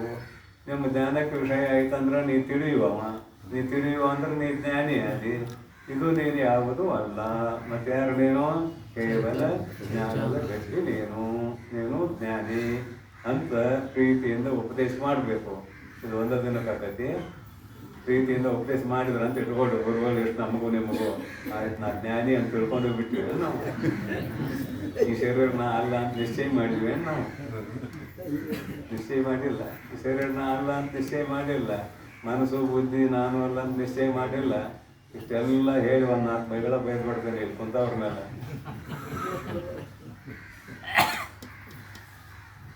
ಬೈದ್ನೆ ಅಂದ್ರೆ ಶಾಸ್ತ್ರ ಎಲ್ಲ ಕೆಟ್ಟ ಹೋಯ್ತು. ನೀವು ಅದನ್ನ ಹಚ್ಕೋಬಾರ್ದು. ಯಾರು ನನ್ನೇ ಬೈತಾರೆ ನೀವು ಸ್ವಾಮಿ, ನಾ ಶರೀರನ ಅಲ್ಲ ಕಾಣ್ತೇನೆ ನಿಮಗೆ, ಆ ಕಾಂಡ್ರೆ ಬೈಬೇಕಲ್ಲ ಇವ ಅಂತ ಅಂದ್ರಲ್ಲ ಒಬ್ಬರ ಅಂತೇಳಿ ಅನ್ನಕ್ಕಾಕತ್ತೇನ? ಇಲ್ಲ, ಅಲ್ಲಿಕ್ಕೆ ಆಗೋದಿಲ್ಲ. ಅಷ್ಟು ಸುಲಭವಾಗಿ ಅಖಂಡ ಚೈತನ್ಯವೇ ನೀನು, ಪರಮಾತ್ಮನೇ ನೀನು ಅಂತ ಗುರುಗಳು ಹೇಳಿದಾಗ ಶಿಷ್ಯ ಒಪ್ಪಿಕೊಂಡ ಬಿಟ್ಟ ಅಂತ ಅರ್ಥ ಮಾಡಿಬಿಡಿರಿ. ಆ ಅನುಭವ ಬರಬೇಕು ಅವಾಗ. ಅಖಂಡ ಚೈತನ್ಯವೇ ನಾನು, ಅಖಂಡ ಬ್ರಹ್ಮವೇ ನಾನು ಅನ್ನುವಂತಹ ಅನುಭವ ಇವನಿಗೆ ಬರಬೇಕು. ಅವಾಗ ಉದ್ಧಾರ ಆಗ್ತಾನೆ. ದೇಹಾದಿ ಆತ್ಮಬುದ್ಧಿಯಂ ನೆರೆಗಡೆದು ಚೆನ್ನಾಗಿ ತೆಗೆದು ಹಾಕಿ ನೀನೇ ಪರಬ್ರಹ್ಮವು ಎಂದು ಉಳ್ಳ. ನೀನೇ ಪರಬ್ರಹ್ಮವು ಉಳ್ಳ. ಮೊದಲನೇ ಪರಬ್ರಹ್ಮ. ಈಗ ಆಗಿಲ್ಲ, ನನ್ನ ಮಾತಿನಿಂದ ಆಗಿಲ್ಲ. ಈ ಮೊದಲೇ ಪರಬ್ರಹ್ಮ. ಈ ದೇಹಾದಿಗಳಲ್ಲಿ ನಾನು ಅನ್ನುವ ಭಾವನೆಯನ್ನು ತೆಗೆದಾಕಷ್ಟೇ ನಿನ್ನ ಕೆಲಸ, ಮತ್ತೇನಿಲ್ಲ. ದೇಹಾದಿಗಳಲ್ಲಿ ನಾನು ಅನ್ನುವ ಯಾವ ಬುದ್ಧಿ ಇದೆಯಲ್ಲ ಅದನ್ನು ತೆಗೆದು ಹಾಕು. ಅದಕ್ಕೆ ಪರಬ್ರಹ್ಮವೆಂದು ಉಳ್ಳ ಇರುವಂತಹ ಅಂದ್ರೆ ಮೊದಲೇ ಪರಬ್ರಹ್ಮ ಉಳ್ಳ ಪರಮಾರ್ಥ ತತ್ವವನ್ನು, ಯಥಾರ್ಥವಾದ ತತ್ವವನ್ನು, ಆತ್ಮತತ್ವವನ್ನು ಅರುಹಿಪುದೇ ತಿಳಿಸಿಕೊಡುವುದೇ ಶ್ರೀ ಗುರುವಿನ ಉಪದೇಶಂ ಅಕ್ಕುಂ. ಇದು ಗುರುಗಳ ಉಪದೇಶ. ಶಿಷ್ಯನ ಯೋಗ್ಯತೆ ನೋಡಿ ಇದೆಲ್ಲ. ಆಮೇಲೆ ಕರ್ಮೋಪಾಸನೆ ಮಾಡುವುದಕ್ಕೆ ಅಧಿಕಾರಿ ಇದ್ದಾನೆಯೋ, ಕೇವಲ ಕರ್ಮ ಮಾಡುವುದಕ್ಕೆ ಅಧಿಕಾರಿ ಇದ್ದಾನೆಯೋ, ಇಲ್ಲ ಜ್ಞಾನಕ್ಕೆ ಅಧಿಕಾರಿ ಇದ್ದಾನೆಯೋ ಅಂತ ಪರೀಕ್ಷೆ ಮಾಡಿ ಯಾರ್ಯಾರಿಗೆ ಏನೇನು ಹೇಳಬೇಕು ಅದನ್ನು ಹೇಳೋದು. ಎಲ್ಲರೂ ಒಂದು ಥರ ಇಲ್ಲ. ಮಂದ, ಮಧ್ಯಮ, ಉತ್ತಮ ಅಂತ ಜಿಜ್ಞಾಸುಗಳು ಅನೇಕ ವಿಧವಾಗಿದೆ. ಮತ್ತೇನು ಬಂದವರೆಲ್ಲ ಮನೆ ಬಿಟ್ಟು ಬಂದವರೆಲ್ಲ ಅದು ಯಾವ್ಯಾವ ರೀತಿಯಿಂದ ಬಿಟ್ಟು ಬಂದಿದ್ದೇವೆ ಅನ್ನೋದು ಅವರವರಿಗೆ ಗೊತ್ತು. ಯಾವ್ಯಾವ ರೀತಿಯಿಂದ ಬಿಟ್ಟು ಬಂದಿದ್ದೇವೆ ಅನ್ನೋದು ಇನ್ನೊಬ್ಬರು ಹೇಳೋದಿಲ್ಲ. ಈಗ ಕೇವಲ ಆತ್ಮತತ್ವವನ್ನು ತಿಳಿಯುವುದಕ್ಕೆ ಹೊರಬಿದ್ದವನು ಮಾತ್ರ ಉತ್ತಮ ಜಿಜ್ಞಾಸು, ಉತ್ತಮ ಶಿಷ್ಯ. ಕೇವಲ ಅವನ ಗುರಿ ಏನು? ಆತ್ಮನನ್ನು ತಿಳಿಯಬೇಕು, ನನ್ನನ್ನು ನಾನು ತಿಳಿಯಬೇಕು ಅನ್ನುವ ದೃಢತರವಾದ ಭಾವನೆ ಯಾವ ಮುಮುಕ್ಷುವಿನಲ್ಲಿದೆಯೋ ಅವನೇ ನಿಜವಾದ ಶಿಷ್ಯ, ಅವನೇ ಮುಕ್ತನಾಗ್ತಾನೆ. ಏನು ಉಳಿದವರು ಅನೇಕ ಜನ್ಮಗಳನ್ನು ಸವಿಸಿದ ಮೇಲೆ ಅವರು ಮುಕ್ತರಾಗ್ತಾರೆ, ಇಲ್ಲ ಅಂತಿಲ್ಲ. ಆದರೆ ಬೇಗನೆ ಮುಕ್ತಿಯನ್ನು ಪಡೆಯುವ ಯೋಗ್ಯತೆ ಯಾರಿಗಿದೆ ಅಂತ ಕೇಳಿದರೆ ಉತ್ತಮ ಜಿಜ್ಞಾಸರಿಗೆ ಇದೆ ಅಂತಿದ್ರ ಅರ್ಥ. ಬಳಿಕ ಬೋಧ ಪ್ರಕಾರ ಅಂತ ಇದು ಶಾಸ್ತ್ರ ಹೇಳೋವರೆಗೆ ಹೇಳುವಂತಹ ಮಾತಿದು. ಶಾಸ್ತ್ರ ಕೇಳೋವರಿಗೆಲ್ಲ, ಶಾಸ್ತ್ರ ಹೇಳೋರಿಗೆ ಹೇಳುವಂಥ ಪ್ರಕರಣ ಇದು 59ನೇದ್ದು. ಏನಂತಾರಂದ್ರೆ, ಮತ್ತಮ ಉಪದೇಶ ಕ್ರಮದಲ್ಲಿ ಉಪದೇಶವನ್ನು ಮಾಡುವ ಸಂದರ್ಭದಲ್ಲಿ ಉದ್ದೇಶ, ಲಕ್ಷಣ, ಪರೀಕ್ಷೆಗಳು ಎಂಬರೆ ಬೋಧ ಪ್ರಕಾರ ತ್ರಯಂ ಅಪ್ಪುದು. ಅದರಳು ತಾನು ಸಮರ್ಥಿಸಲು ಇಷ್ಟವಾದ ವಸ್ತುವಂ ನಾಮ ಮಾತ್ರದೆಂ ಸಂಕೀರ್ತಿಪುದೇ ಉದ್ದೇಶಂ ಎನಿಸುವುದು. ಗಂಗೆ ದೊಗಲು ಉಳ್ಳುವುದೇ ಗೋವು ಎಂಬಂತೆ ಬಳಿಕ ಆ ವಸ್ತುವಿನ ಅಸಾಧಾರಣ ಧರ್ಮವನ್ನು ಕೇಳುವುದೇ ಲಕ್ಷಣಂ ಎನಿಸುವುದು. ಬಳಿಕ ನಂತರ ಲಕ್ಷಿತವಾದ ವಸ್ತುವಿಗೆ ಆ ಲಕ್ಷಣಂ ಉಂಟೋ ಇಲ್ಲವೋ ಎಂದು ವಿಪ್ರತಿಪತ್ತಿ ಪೂರ್ವಕವಾಗಿ ವಿಚಾರವನ್ನು ಗೈಯುವುದೇ ಪರೀಕ್ಷೆಯಕ್ಕೂ. ಆ ವಸ್ತುವಿಗೆ ಆ ಲಕ್ಷಣ ಉಂಟೋ ಇಲ್ಲವೋ ಎಂದು ಪ್ರತಿಪತ್ತಿ ಪೂರ್ವಕವಾಗಿ ವಿಚಾರಂಗೈಯುವುದೇ ಪರೀಕ್ಷೆಯಪ್ಪು. ಇಲ್ಲೇನು ಹೇಳಕ್ಕೆ ಹೊರಟಿದ್ದಾರೆ ಅಂತ ಕೇಳಿದರೆ, ಯಾವ ಸಂದರ್ಭದಲ್ಲಿ ಆ ವಾಕ್ಯವನ್ನು ಹೇಳಿದ್ದಾರೆ ಅನ್ನುವುದನ್ನು ಮೊದಲು ತಿಳಿಬೇಕು. ಯಾವ ಸಂದರ್ಭ, ಯಾವ ಪ್ರಕರಣದಲ್ಲಿ ಆ ಮಾತನ್ನು ಹೇಳಿದ್ದಾರೆ. ಆ ಮಾತು ಅನ್ರಿ ಕನ್ನಡದಲ್ಲಿ, ಅಥವಾ ವಚನ ಅನ್ರಿ, ವಾಕ್ಯ ಅನ್ರಿ, ಅಥವಾ ಪದ ಅನ್ರಿ, ಅದರ ಮೇಲೆ ಎಷ್ಟು ಅರ್ಥ ಇದಾವೆ ಅಂತ ಕೇಳಿದರೆ, ಉದ್ದೇಶಾತ್ಮಕವಾಗಿ ಹೇಳಿದ್ದಾರೆಯೋ ಅಥವಾ ಲಕ್ಷಣಾತ್ಮಕವಾಗಿ ಹೇಳಿದ್ದಾರೆಯೋ ಅಥವಾ ವಾಕ್ಯವನ್ನು ಪರೀಕ್ಷಾತ್ಮಕವಾಗಿ ಹೇಳಿದ್ದಾರೆಯೋ ಅನ್ನುವುದನ್ನು ಶಾಸ್ತ್ರ ಹೇಳೋರು ಬಂದು ತಿಳ್ಕೋಬೇಕು. ಉದಾಹರಣೆ ಕೊಡ್ತೇನೆ, ಅವಾಗ ತಿಳಿದಿದೆ. ಉದಾಹರಣೆ ಕೊಡದೆ ಅವಾಗ ತಿಳಿದಿಲ್ಲ. ಉದಾಹರಣೆಗೆ ಪರಬ್ರಹ್ಮದರಿವಿನಿಂದ ಜಾನ್ಮಯ ಉಂಟೆ. ಡೈಲಿ ಬರ್ತವೆ ಅಂದ್ರೆ ನೀತಿ ಕ್ರಿಯಾಚಾರ್ಯ ಸ್ಥಳದ ಪರಬ್ರಹ್ಮದ ಅರಿವಿನಿಂದ ಜಾನ್ಮಯ ಉಂಟೆ. ಪರಬ್ರಹ್ಮದ ಜ್ಞಾನಕ್ಕಿಂತಲೂ ಶ್ರೇಷ್ಠವಾದ ಜ್ಞಾನ, ಜಾನ್ಮಯ ಅಂದರೆ ಶ್ರೇಷ್ಠವಾದ ಜ್ಞಾನ ಯಾವುದಾದರೂ ಇದೆಯೇ ಅನ್ನುವಂಥ ಪ್ರಶ್ನೆ ಮಾಡಿದ್ದಾರೆ. ನಿಜಗೊಂಡ್ರೆ ಒಂದೇ ಪದ್ಯದಲ್ಲಿ ನೀತಿ ಕ್ರಿಯಾಚಾರ್ಯ ಸ್ಥಳದ ಒಂದೇ ಪದ್ಯದಲ್ಲಿ. ಹಂಗಾದ್ರೆ ಇಲ್ಲೇ ಪರಬ್ರಹ್ಮದ ಜ್ಞಾನ ಎಲ್ಲ ಹೇಳಿಬಿಡು ಏನು ಅಂತ ಕೇಳಿದ್ರೆ, ಅವನು ಇನ್ನೂ ಬಂದು ಈಗ ನೀತಿ ಆಗಿದ್ದಾನೆ. ಮಲದೋಷಣ ಹೋಗಿಲ್ಲ, ವಿಕ್ಷೇಪ ದೋಷ ಅಂತೂ ಇನ್ನೂ ಹೋಗಿಲ್ಲ, ಮಲದೋಷಣ ಹೋಗಿಲ್ಲ. ಇಲ್ಲ ಶಿವನ ಕರುಣೆಯನ್ನು ಪಡ್ಕೊಂಡಿದ್ದಾನಂತ ಇಟ್ಕೊಳ್ಳೋನು. ಯಾಕಂದರೆ ಶಿವಕಾರುಣ್ಯ ಸ್ಥಳ ಮುಗಿದಿದೆ, ಜೀವ ಸಂಬೋಧನಾ ಸ್ಥಳನೂ ಮುಗಿದಿದೆ, ವಿವೇಕಿ ಆಗಿದ್ದಾನು, ಬಂದಿದ್ದಾನು ಗುರುಗಳ ಬಳಿಗೆ ಅಂತ ಇಟ್ಟುಕೊಳ್ಳೋಣ. ಇನ್ನು ಮಲದೋಷಣ ಹೋಗಿಲ್ಲ, ಪಾಪದೋಷದ ನಿವೃತ್ತಿ ಆಗಿಲ್ಲ ಅವನಲ್ಲಿ. 3 ಸ್ಥಳಗಳು ಪಾಪದೋಷಗಳನ್ನು ನಿವಾರಣೆ ಮಾಡಿಕೊಳ್ಳುವುದಕ್ಕೆ ಬೇಕಾಗಿರುವ ವಿಷಯಗಳನ್ನು ಹೇಳ್ತಕ್ಕಂಥವುಗಳು: ಶಿವಕಾರುಣ್ಯ, ಜೀವ ಸಂಬೋಧನಾ, ನೀತಿಕ್ರಿಯಾಚಾರ್ಯ ಸ್ಥಳದ ಒಂದೇ ಪದ ಇದು. ಪರಬ್ರಹ್ಮದರಿವಿನಿಂದ ಜಾನ್ಮೆಯುಂಟೆ ಎಂದು ಕೇಳಿದ್ರು. ನಿಜಗೊಂಡ್ರು ಯಾವ ಅರ್ಥದಲ್ಲಿ ಇದನ್ನು ಬರೆದ್ರು ಅಂದ್ರೆ ಉದ್ದೇಶ ಅಷ್ಟೇ, ಮತ್ತೇನಲ್ಲ. ಪರಬ್ರಹ್ಮದ ಜ್ಞಾನವೇ ಶ್ರೇಷ್ಠವಾದ ಜ್ಞಾನ, ಇಷ್ಟ ಹೇಳೋದಿಲ್ಲ. ಇಲ್ಲಿ ತತ್ವಮಸಿ ಮಹಾವಾಕ್ಯ ಅದು ಇದು ಹಿಡ್ಕೊಂಬರೋ ಕೆಲಸ ಇಲ್ಲಿ. ಕೇವಲ ಉದ್ದೇಶ ಯಾವುದಪ್ಪ? ಜ್ಞಾನಗಳಲ್ಲಿ ಶ್ರೇಷ್ಠವಾದ ಜ್ಞಾನ ಯಾವುದೋ? ಪರಬ್ರಹ್ಮದ ಜ್ಞಾನವೇ ಶ್ರೇಷ್ಠವಾದದ್ದು. ಅಧ್ಯಾತ್ಮ ವಿದ್ಯಾನಾಂ ಅಂತ ಗೀತೆಯಲ್ಲಿ ಹೇಳಿದಂತೆ ಪರಬ್ರಹ್ಮದ ಜ್ಞಾನವೇ ಶ್ರೇಷ್ಠವಾದದ್ದು. ಇದು ಉದ್ದೇಶ, ಪರಬ್ರಹ್ಮದ ಜ್ಞಾನ. ಇನ್ನೊಂದು ಶಾಸ್ತ್ರ ಮತ್ತೇನು ಮಾಡ್ತದಂದ್ರೆ ಇವನ್ನೆಲ್ಲ ನೇತಿಗಡಿಬೇಕಾಗೈತಿ. ಜಗತ್ತಿನ ಪದಾರ್ಥಗಳನ್ನು ನೇತಿಗಡಿಯುವ ಸಂದರ್ಭದಲ್ಲಿ ಶಾಸನಾದಿಮತ್ವಂ ಘೋರ ಲಕ್ಷಣಂ ಅಂತ. ಆಕಳಂದ್ರೆ ಹ್ಯಾಂಗೆ ಇರ್ತದ್ರಿ ಅಂತ ಮೊನ್ನೆ ಹೇಳಿದ್ದೇನೆ ಇದನ್ನು. ಆಕಳಂದ್ರೆ ಹೇಗಿರ್ತದೆ? 2 ಕಾಲು, 2 ಕೋಡ್ ಇರಬೇಕು, 4 ಕಾಲು ಇರಬೇಕು, ಒಂದು ಬಾಲ್ ಇರಬೇಕು, ಕೊಳ್ಳಗೊಂದು ಗಂಗೆ ತೊಗಲ ಜೋತಾಡುವ ತೊಗಲಿರಬೇಕು, ಹಾಲು ಕೊಡುವ ಯೋಗ್ಯತೆ ಇರಬೇಕು. ಇಷ್ಟಿದ್ದಾಗ ಅದಕ್ಕೆ ಏನಂತಾರೆ? ಆಕಳು ಅಂತ ಕರೀತಾರೆ. ಒಂದು ಕೊರತೆ ಆದರೆ ಆಕಳು ಆಗೋದಿಲ್ಲ, ಒಂದು ಕೊರತೆ ಆದರೆ ಆಕಳು ಆಗೋದಿಲ್ಲ. ಇದ್ರಾಗ ಒಂದು ಕಡಿಮೆ ಮಾಡಿ, ಗಂಗೆ ತೊಗಲು ಕಡಿಮೆ ಮಾಡಿ, ಆಕಳಾಗೋದಿಲ್ಲ, ಎಮ್ಮೆ ಆಕೈತಿ. ಅದಕ್ಕೂ ಕೋಡಿದಾವೆ, ಅದಕ್ಕೂ ಬಾಲ ಐತೆ, 4 ಕಾಲು ಇದಾವೆ, ಹಾಲು ಕೊಡುವ ಯೋಗ್ಯತೆ ಏನಾಕೈತಿ? ಎಮ್ಮೆ ಆಕೈತಿ. ಆಕಳ ಲಕ್ಷಣ ಹೇಳಾಕೋಗಿ ಎಮ್ಮೆ ಲಕ್ಷಣ ಹೇಳಿದಂಗೆ ಆಗಬಾರ್ದು. ಅದಕ್ಕೆ ಶಾಸನಾದಿಮತ್ವಂ ಘೋರ ಲಕ್ಷಣಂ ಅಂದ್ರೆ ಯಾವ ವಸ್ತು ಹೇಳ್ತೇವಲ್ಲ ಅದಕ್ಕೆ ಲಕ್ಷಣ ಅಂತ ಒಂದಿರ್ತದೆ. ಅಸಾಧಾರಣ ಧರ್ಮವೇ ಲಕ್ಷಣ. ಆ ಅಸಾಧಾರಣ ಧರ್ಮ ಅದರಲ್ಲಿ ಇದೆಯೋ ಇಲ್ಲೋ ಅಂತ ಪರೀಕ್ಷೆ ತಿಳ್ಕೋಬೇಕು ನಾವು. ಇದು ಲಕ್ಷಣಾತ್ಮಕವಾಗಿ ಉಪದೇಶ ಮಾಡಿದ್ದು ಶಾಸನಾದಿಮತ್ವಂ ಘೋರ ಲಕ್ಷಣ. ಇನ್ನೊಂದು ಏನಪ್ಪ ಅಂತೇಳಿ ಪರೀಕ್ಷೆ. ಅವ್ನು ಹೇಳಿದ ಪರೀಕ್ಷೆ ಮಾಡಬೇಕು. ಏನು ಪರೀಕ್ಷೆ ಮಾಡಬೇಕು?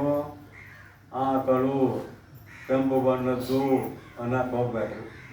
ಕೆಂಪು ಬಣ್ಣದ ಬಿಳಿ ಬಣ್ಣದ ಆಕಳ ಆಗೋದಿಲ್ಲ, ಕರಿ ಬಣ್ಣದ ಆಕಳ ಆಗೋದಿಲ್ಲ. ಏನು ಆಕಳ ಆಗೈತಿ, ಬಿಳಿ ಬಣ್ಣದ ಆಕಳನೂ ಆಕಳ ಆಗೈತಿ.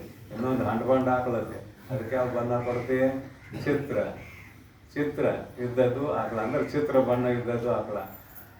ಇವೆಲ್ಲ ಅನೇಕ ಇಲ್ಲಿ ಪರೀಕ್ಷೆ ಮಾಡಕ್ಕೆ ಹೋಗೋದು ಅಂದ್ರೆ ಇದ್ರಾಗ ಆಕಳ ಲಕ್ಷಣ ಐತಿಲ್ಲೋ, ಇದ್ರಾಗ ಐತಿಲ್ಲೋ ಎಲ್ಲ ಆಕಳಗಳಲ್ಲಿ ನೀವು ಆ ಲಕ್ಷಣವನ್ನು ನೋಡಿದಾಗ ಇದ್ದೇ ಇದೆ. 2 ಕೋಡ, ಗಂಗೆ ತೊಗಲು, 4 ಕಾಲ, ಬಾಲ, ಹಾಲು ಕೊಡುವ ಯೋಗ್ಯತೆ. ಇದು ಪರೀಕ್ಷೆ.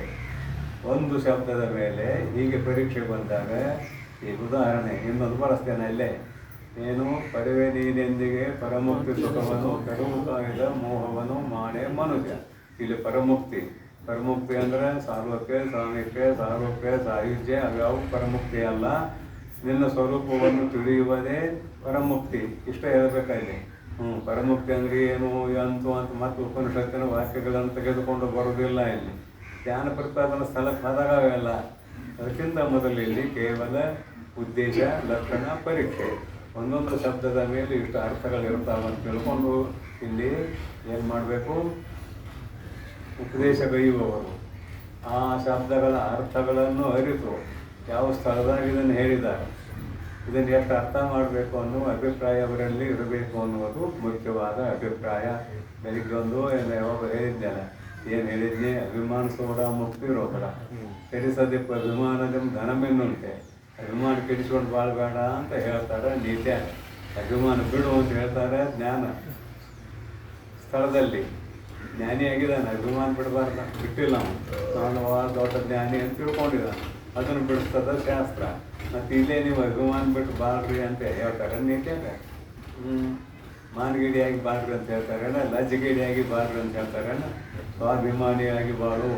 ಯಾವ ವರ್ಣದಲ್ಲಿ ಹುಟ್ಟಿದ್ದೀಯಾ ಅಂದರೆ ಯಾವ ವರ್ಣ, ನಿನ್ನ ವರ್ಣ ಯಾವುದು, ಬ್ರಾಹ್ಮಣನೋ ಕ್ಷತ್ರಿಯೋ ವೈಶ್ಯನೋ ಶೂದ್ರನೋ, ಆ ವರ್ಣಕ್ಕೆ ಅನುಗುಣವಾಗಿ ನನ್ನ ವ್ಯವಹಾರ ಇರಬೇಕು. ಬೇಡ ನಿಮ್ಮ ಭಾಷೆಯಲ್ಲಿ ಮಾತಾಡ್ರಿ, ಯಾವ ಜಾತಿಯಾಗಿ ಹುಟ್ಟಿದ್ದೀರಿ ಆ ಜಾತಿಗೆ ಅನುಗುಣವಾಗಿ ನಿಮ್ಮ ವ್ಯವಹಾರ ಇರಬೇಕು. ಜಾತಿಯಾಗಿ ಹುಟ್ಟಿಲ್ಲ ನಮ್ಮ ಪ್ರಕಾರ ಜಾತಿಯೇ ಇಲ್ಲ. ನಮ್ಮ ಪ್ರಕಾರ ಜಾತಿಯೇ ಇಲ್ಲ. ಜಾತಿಯಲ್ಲಿ ಹೇಳೋದೈತಿ. ಮನಸ್ಸಿಗೆ ಏನು ಜಾತಿ ಹೇಳೋರು ನೀವು? ಶಾಸ್ತ್ರ ಯಾರಿಗೆ? ಮನಸ್ಸಿಗೂ ಈ ಶರೀರಕ್ಕೋ? ಈ ಶರೀರಕ್ಕೆ ಜಡ ಇದೈತಿ ಅಂತ ಕೇಳ್ತದೆ ಪಾಪ. ಶಾಸ್ತ್ರ ಮನಸ್ಸಿಗೆ ಯಾವ ಜಾತಿ ಹೇಳೋರು? ಅದೇ ಸೂಕ್ಷ್ಮ ಶರೀರ. ಮನಸ್ಸಂದ್ರೆ ಬೇರೆ ಏನಲ್ಲ, ಸೂಕ್ಷ್ಮ ಶರೀರ. ಅದಕ್ಕೆ ಜಾತಿ ಹೇಳ್ತೀರಿ. ಇದನ್ನು ಬಿಟ್ಟು ನಾಯಿ ಶರೀರದಾಗ ಹೋಯ್ತು ಅಂತ ಇಟ್ಕೊಳ್ರಿ. ಅದಕ್ಕೆ ಏನಂತೀರಿ, ನಾಯಿ ಶರೀರದಾಗ ಹೋಗಾಗ ಅದಕ್ಕೆ ಬ್ರಾಹ್ಮಣ ಅಂತೀರೋ, ಕ್ಷತ್ರಿಯ ಅಂತೀರೋ, ವೈಶ್ಯ ಅಂತೀರೋ, ಶೂದ್ರ ಅಂತೀರೋ, ಏನಂತೀರಿ? ಅದಕ್ಕೆ ಏನು ಜಾತಿ ಕೊಡ್ತೀರಿ ಅದಕ್ಕೆ? ಯಾಕಂದ್ರೆ ಇದು ಎಲ್ಲ ತೋಟ ಬಿಟ್ಟ ಬಂದತ್ತದ. ನಾಯಿ ಹೆಂಗೂ ಬೊಗಳು ಬಂದ, ಇವು ಲೆಕ್ಕನಂಗೆ ಹೋದ್ರು ಬಂದ, ಇನ್ನೂ ಏನೇನು ಎಲ್ಲ ಹೋದ್ರು ಬಂದ, ಅಲ್ಲೆಲ್ಲ ದಾಟೆ ಬಂದ. ಇಲ್ಲ ದಾಟಿ ಬರ್ದದ್ರೆ ಅದಂಗೆ ಬರ್ತೈತಿ. 84 ಲಕ್ಷ ತಿರುಗೇ ಬಂದ ನೀವು ಮಾರಾಯ. ಅದಕ್ಕಾಗಿ ಇಲ್ಲಿ ಜಾತಿ ವಾಸ್ತವವಾಗಿ ಇಲ್ಲ. ನಿಮ್ಮದಂತೂ ಪರಂಪರಾ ಸಾಗಿ ಬಂದಿದೆ ಲೌಕಿಕ ವ್ಯವಹಾರದಲ್ಲಿ. ಅದಕ್ಕೆ ಅನುಗುಣವಾಗಿ ಜೀವನ ಯಾತ್ರೆ ನಡೀರಿ. ಆದರೆ ಅಧ್ಯಾತ್ಮಕ್ಕೆ ನೀವು ಬರ್ತೀವಿ ಅಂದ್ರೆ ನಿಮ್ಮ ಜಾತಿ ಕುಲ ಗೋತ್ರ ಎಲ್ಲ ತೆಗೆದು ಹೋಗೋದು ಈ ಕಡೆ ಬರಬೇಕು. ಇಲ್ಲ ಅಂದ್ರೆ ಕೆಲಸ ಆಗೋದಿಲ್ಲ. ಜಾತಿ ಇಟ್ಕೊಂಡು ಶಾಸ್ತ್ರ ಹೇಳೋದಲ್ಲ, ಜಾತಿ ಇಟ್ಟುಕೊಂಡು ಶಾಸ್ತ್ರ ಕೇಳೋದಲ್ಲ ಮುಖ್ಯವಾಗಿ. ಮತ್ತು ನಮಗೇನಾಗಿದೆ ಅಂದ್ರೆ ಜಾತಿಗೊಬ್ಬರು ಜಗತ್ತು ಬಿಡ್ಬೇಕು. ಈಗ ತಯಾರಲ್ಲ. ಮಾತಾರ ಚೆನ್ನಯ್ಯನ ಪೀಠ, ಕುಂಬಾರ ಗುಂಡಯ್ಯನ ಪೀಠ, ಹಡಪದ ಅಪ್ಪನನ ಪೀಠ. ಏನು ಎಷ್ಟು ಪೀಠ ತಯಾರಾಗ? ಒಂದಲ್ಲ ಎರಡಲ್ಲ, ಎಲ್ಲ ಜಾತಿ ಪೀಠಗಳನ್ನು ತಯಾರು ಮಾಡಿದ್ದಾರೆ ನಮ್ಮ ಗುರುಗಳು. ಯಾರು ಅವರು? ರಾಜಕಾರಣಿಗಳು. ಜಾತಿಗೊಬ್ಬ ಜಗದ್ಗುರುವನ್ನು ಮಾಡಿಟ್ಟಿದ್ದಾರೆ. ಅಧ್ಯಾತ್ಮಕ್ಕೂ ಅವ್ರಿಗೂ ಸಂಬಂಧ ಇಲ್ಲ, ಸೂತ್ರ ಇಲ್ಲ. ಇಲ್ಲಿ ಅವರನ್ನು ನಾವು ತಿರಸ್ಕಾರ ಮಾಡೋದು ನಮ್ದೇನು ಕೆಲಸ ಇಲ್ಲ. ನಮ್ದು ಏನು ಕೆಲಸ ಅಂತ ಕೇಳಿದರೆ ಜಾತಿ ಇಟ್ಕೊಂಡು ಬರಬೇಡ್ರಿ ಅಂತ ಮುಖ್ಯವಾಗಿ ಅಭಿಪ್ರಾಯ ಮುಮುಕ್ಷುಗಳಿಗೆ. ಜಾತಿ ಇಟ್ಕೊಂಡು ಬಂದ್ರಿ ಎಂದೆಂದೂ ಉದ್ಧಾರ ಆಗೋದಿಲ್ಲ. ಯಾಕಂದ್ರೆ ಜಾತಿಯೇ ಇಲ್ಲ, ಮೊದಲದನ್ನು ಕಟ್ಕೊಂಡು ಬಂದಿದ್ದೀರಿ ಕೊಳ್ಳಾಗ. ಅದ್ಯಾಕೆ ಉದ್ಧಾರ ಆಗ್ತಿರ್ಲಿ ಅಂತ ಶಾಸ್ತ್ರ ಕೇಳ್ತದೆ ನಮ್ಮನ್ನು. ಅದಕ್ಕಾಗಿ ಇಲ್ಲಿ ಜಾತಿ ಮುಖ್ಯ ಅಲ್ಲ, ನಡತೆ ಮುಖ್ಯ ಅನ್ನೋದು ನೆನಪಿಟ್ಕೊಳ್ರಿ. ಇಲ್ಲಿ ಗುರುಗಳು ಬೋಧೆ ಮಾಡುವಾಗ ಏನು ಮಾಡ್ಬೇಕು, ಯಾವ ಸ್ಥಳದಲ್ಲಿ ಈ ವಾಕ್ಯ ಬಂದಿದೆ, ಇದಕ್ಕೆ ಏನು ಅರ್ಥ ಮಾಡಬೇಕು ಅನ್ನುವುದನ್ನು ಅರಿತು ಬೋಧೆ ಮಾಡಬೇಕಲ್ಲದೆ ನಮಗೆ ತಿಳಿದಂಗೆ ಸ್ಥಳಕ್ಕೆ ವಿರುದ್ಧವಾಗಿ ಬೋಧೆ ಮಾಡಿದ್ರಿ ತೆತ್ತು. ತನಗಿಂತ ಪ್ರಿಯವಾದ ವಿಷಯ ಒಂದುಂಟೆ. ಇನ್ನೊಂದು ಮಾತು ಅಲ್ಲಿದೆ, ನೀತಿಯಾಗಿಂತ ತಗೊಳ್ರಿ. ತನಗಿಂತ ಪ್ರಿಯವಾದ ವಿಷಯ ಒಂದುಂಟೆ. ಇದು ಕೇವಲ ಆತ್ಮಕ್ಕೆ ಹೋಗೋದಿಲ್ಲ ಇಲ್ಲಿ. ತನಗಿಂತ ಪ್ರಿಯವಾದ ವಿಷಯ ಒಂದುಂಟೆ. ನಾನು ಅಂದರೆ ಯಾರು? ಆತ್ಮವೇ ನನ್ನ ಸ್ವರೂಪ ಅಂತ ಅಲ್ಲ. ಇಲ್ಲಿ ನನ್ನ ಶರೀರದ ಮೇಲೆ ಪ್ರೀತಿ ಇದೆ. ಮೊದಲ ಏನೇನು ಪ್ರೀತಿ ಹೇಳಿದಾರಲ್ಲ, ಹಣದ ಮೇಲೆ ಪ್ರೀತಿ, ಬಂಧು ಬಳಗದವ್ರ ಮೇಲೆ ಪ್ರೀತಿ. ಅದಕ್ಕೆಲ್ಲ ಒಂದು ಮಂಗದ ಮರಿ ಕಥೆಯನ್ನು ಹೇಳಿದ. ತನ್ನ ಮೇಲೆ ಪ್ರೀತಿ, ಶರೀರದ ಮೇಲೆ ಪ್ರೀತಿ, ತನಗಿಂತ ಪ್ರಿಯವಾದ ವಿಷಯ ಒಂದುಂಟೆ ಅನ್ನೋದು ನೀತಿ ಕ್ರಿಯಾಚಾರ್ಯ ಸ್ಥಳದಲ್ಲಿ ಬಂದಿದೆ. ತನ್ನ ಬಿಟ್ಟು ದೇವರಿಲ್ಲ, ಮಣ್ಣ ಬಿಟ್ಟು ಮಡಿಕೆ ಇಲ್ಲ ಅಂದಲ್ಲಿ ಅಲ್ಲಿ ಆತ್ಮನ ಹೇಳ್ರಿ. ಅಲ್ಲಿ ಆತ್ಮನ ಹೇಳ್ರಿ, ನೀನೇ ದೇವರು, ನೀನೇ ಆತ್ಮ, ನೀನೇ ಪರಮಾತ್ಮ. ಅಲ್ಲಿ ಹೇಳೋದು ಅದನ್ನು, ಇಲ್ಲಿ ಹೇಳುವಂಗಿಲ್ಲ. ನನಗಿಂದ ಪ್ರಿಯವಾದ ವಿಷಯ ಒಂದುಂಟೆ. ನಿನ್ನ ಶರೀರದ ಮೇಲೆ ಎಷ್ಟು ಪ್ರೀತಿ ಇದೆ, ಅದೆಂದೂ ಕೆಟ್ಟಿಲ್ಲ. ಆವ ಕಾಲದೊಳು ಬಳಿಕಾವ ದೇಶದೊಳು ಬೇರಾವ ವಸ್ತುವಿನೊಳು ಎಡೆಬೆರೆಯದತಿ ಮಮತೆ ಆವ ಪರಿಗಳು ತನ್ನ ಮೇಲಿರ್ಬೋದು. ಅಂತೆ ಗುರು ದೇವತೆಗಳು ಅನುರಾಗವಿರುವುದೇ ಭಕ್ತಿ ಅಂತ ಒಂದು ಕಡೆ ಹೇಳಿದ್ದಾರೆ. ಅಲ್ಲೇನು ದೃಷ್ಟಾಂತ ಕೊಟ್ಟರು, ಗುರುಗಳಲ್ಲಿ ಭಕ್ತಿ ಹೆಂಗೆ ಮಾಡ್ಬೇಕಂದ್ರೆ, ನಿನ್ನ ಶರೀರದ ಮೇಲೆ ಯಾವ ಪ್ರೀತಿ ಐತೋ, ಯಾವುದೇ ದೇಶ, ಯಾವುದೇ ಕಾಲ, ರೋಗ ರುಜಿನ ಬಂದಾಗಲೂ ನಿನ್ನ ಶರೀರದ ಮೇಲಿನ ಪ್ರೀತಿ ನಿನಗೆ ಕೆಟ್ಟಿಲ್ಲ. ಏನು ಕೆಟ್ಟದೋ ಯಾರು ಕೆಡ್ತದೆ, ಹೆಂಗಾರು ಮಾಡಿ ನನ್ನ ಭಕ್ತಿಸಬೇಕಂತೆ. ಹೆಂಗೆ ಪ್ರೀತಿ ಕೆಡ್ತದೆ? ಕೆಟ್ಟಿಲ್ಲ. ರೋಗ ರುಜಿನಗಳು ಬಂದಾಗಲೂ ಪ್ರೀತಿ ಕೆಟ್ಟಿಲ್ಲ. ಹಾಗೆ ಗುರುಗಳ ಮೇಲೆ ಎಂದೆಂದೂ ಪ್ರೀತಿಯನ್ನು ಕೆಡಿಸಿಕೊಳ್ಳಬೇಡ ಅನ್ನೋ ಸಂದರ್ಭ. ತನಗಿಂತ ಪ್ರಿಯವಾದ ವಿಷಯ ಒಂದುಂಟೆ ಅನ್ನೋದು ರೀತಿಯಾಗಿ ಬಂದೈತೆ. ಅದನ್ನು ಶರೀರದ ಮೇಲೆ ಪ್ರೀತಿ ಅಂತ ಅರ್ಥ ಮಾಡಬೇಕು. ಆತ್ಮನ ಮೇಲೆ ಪ್ರೀತಿ ಅಂತ ಅರ್ಥ ಮಾಡುವಂಗಿಲ್ಲ. ಇದಕ್ಕೆ ಅಲ್ಲಿ ಬೋಧ ಪ್ರಕಾರ ಅನ್ನುವಾಗ ಇದನ್ನು ಚರ್ಚೆ ಮಾಡಬೇಕಾಗ್ತದೆ. ಯಾರಿಗಪ್ಪ ಇದೆಲ್ಲ ಅಂತ ಹೇಳಿದ್ರೆ ಶಾಸ್ತ್ರ ಹೇಳೋರಿಗೆ ಅಂತ ಹೇಳಿದ್ದೀನಿ. ಕೇಳೋರು ಹಂಗೆ ಕೇಳಬೇಕು. ಅದು ಶಾಸ್ತ್ರ ಹೇಳೋ ಎಡವಟ್ಟಿದ್ರೆ ಏನು ಮಾಡೋದು? ಕೇಳೋಕೆ ಹೆಂಗೆ ಕೇಳೋಕ್ಕಾಕೈತಿ? ಮತ್ತಮ ಉಪದೇಶ ಕ್ರಮದಲ್ಲಿ ಉದ್ದೇಶ ನಾಮ ಮಾತ್ರ ಸಂಕೀರ್ತನ ಉದ್ದೇಶ.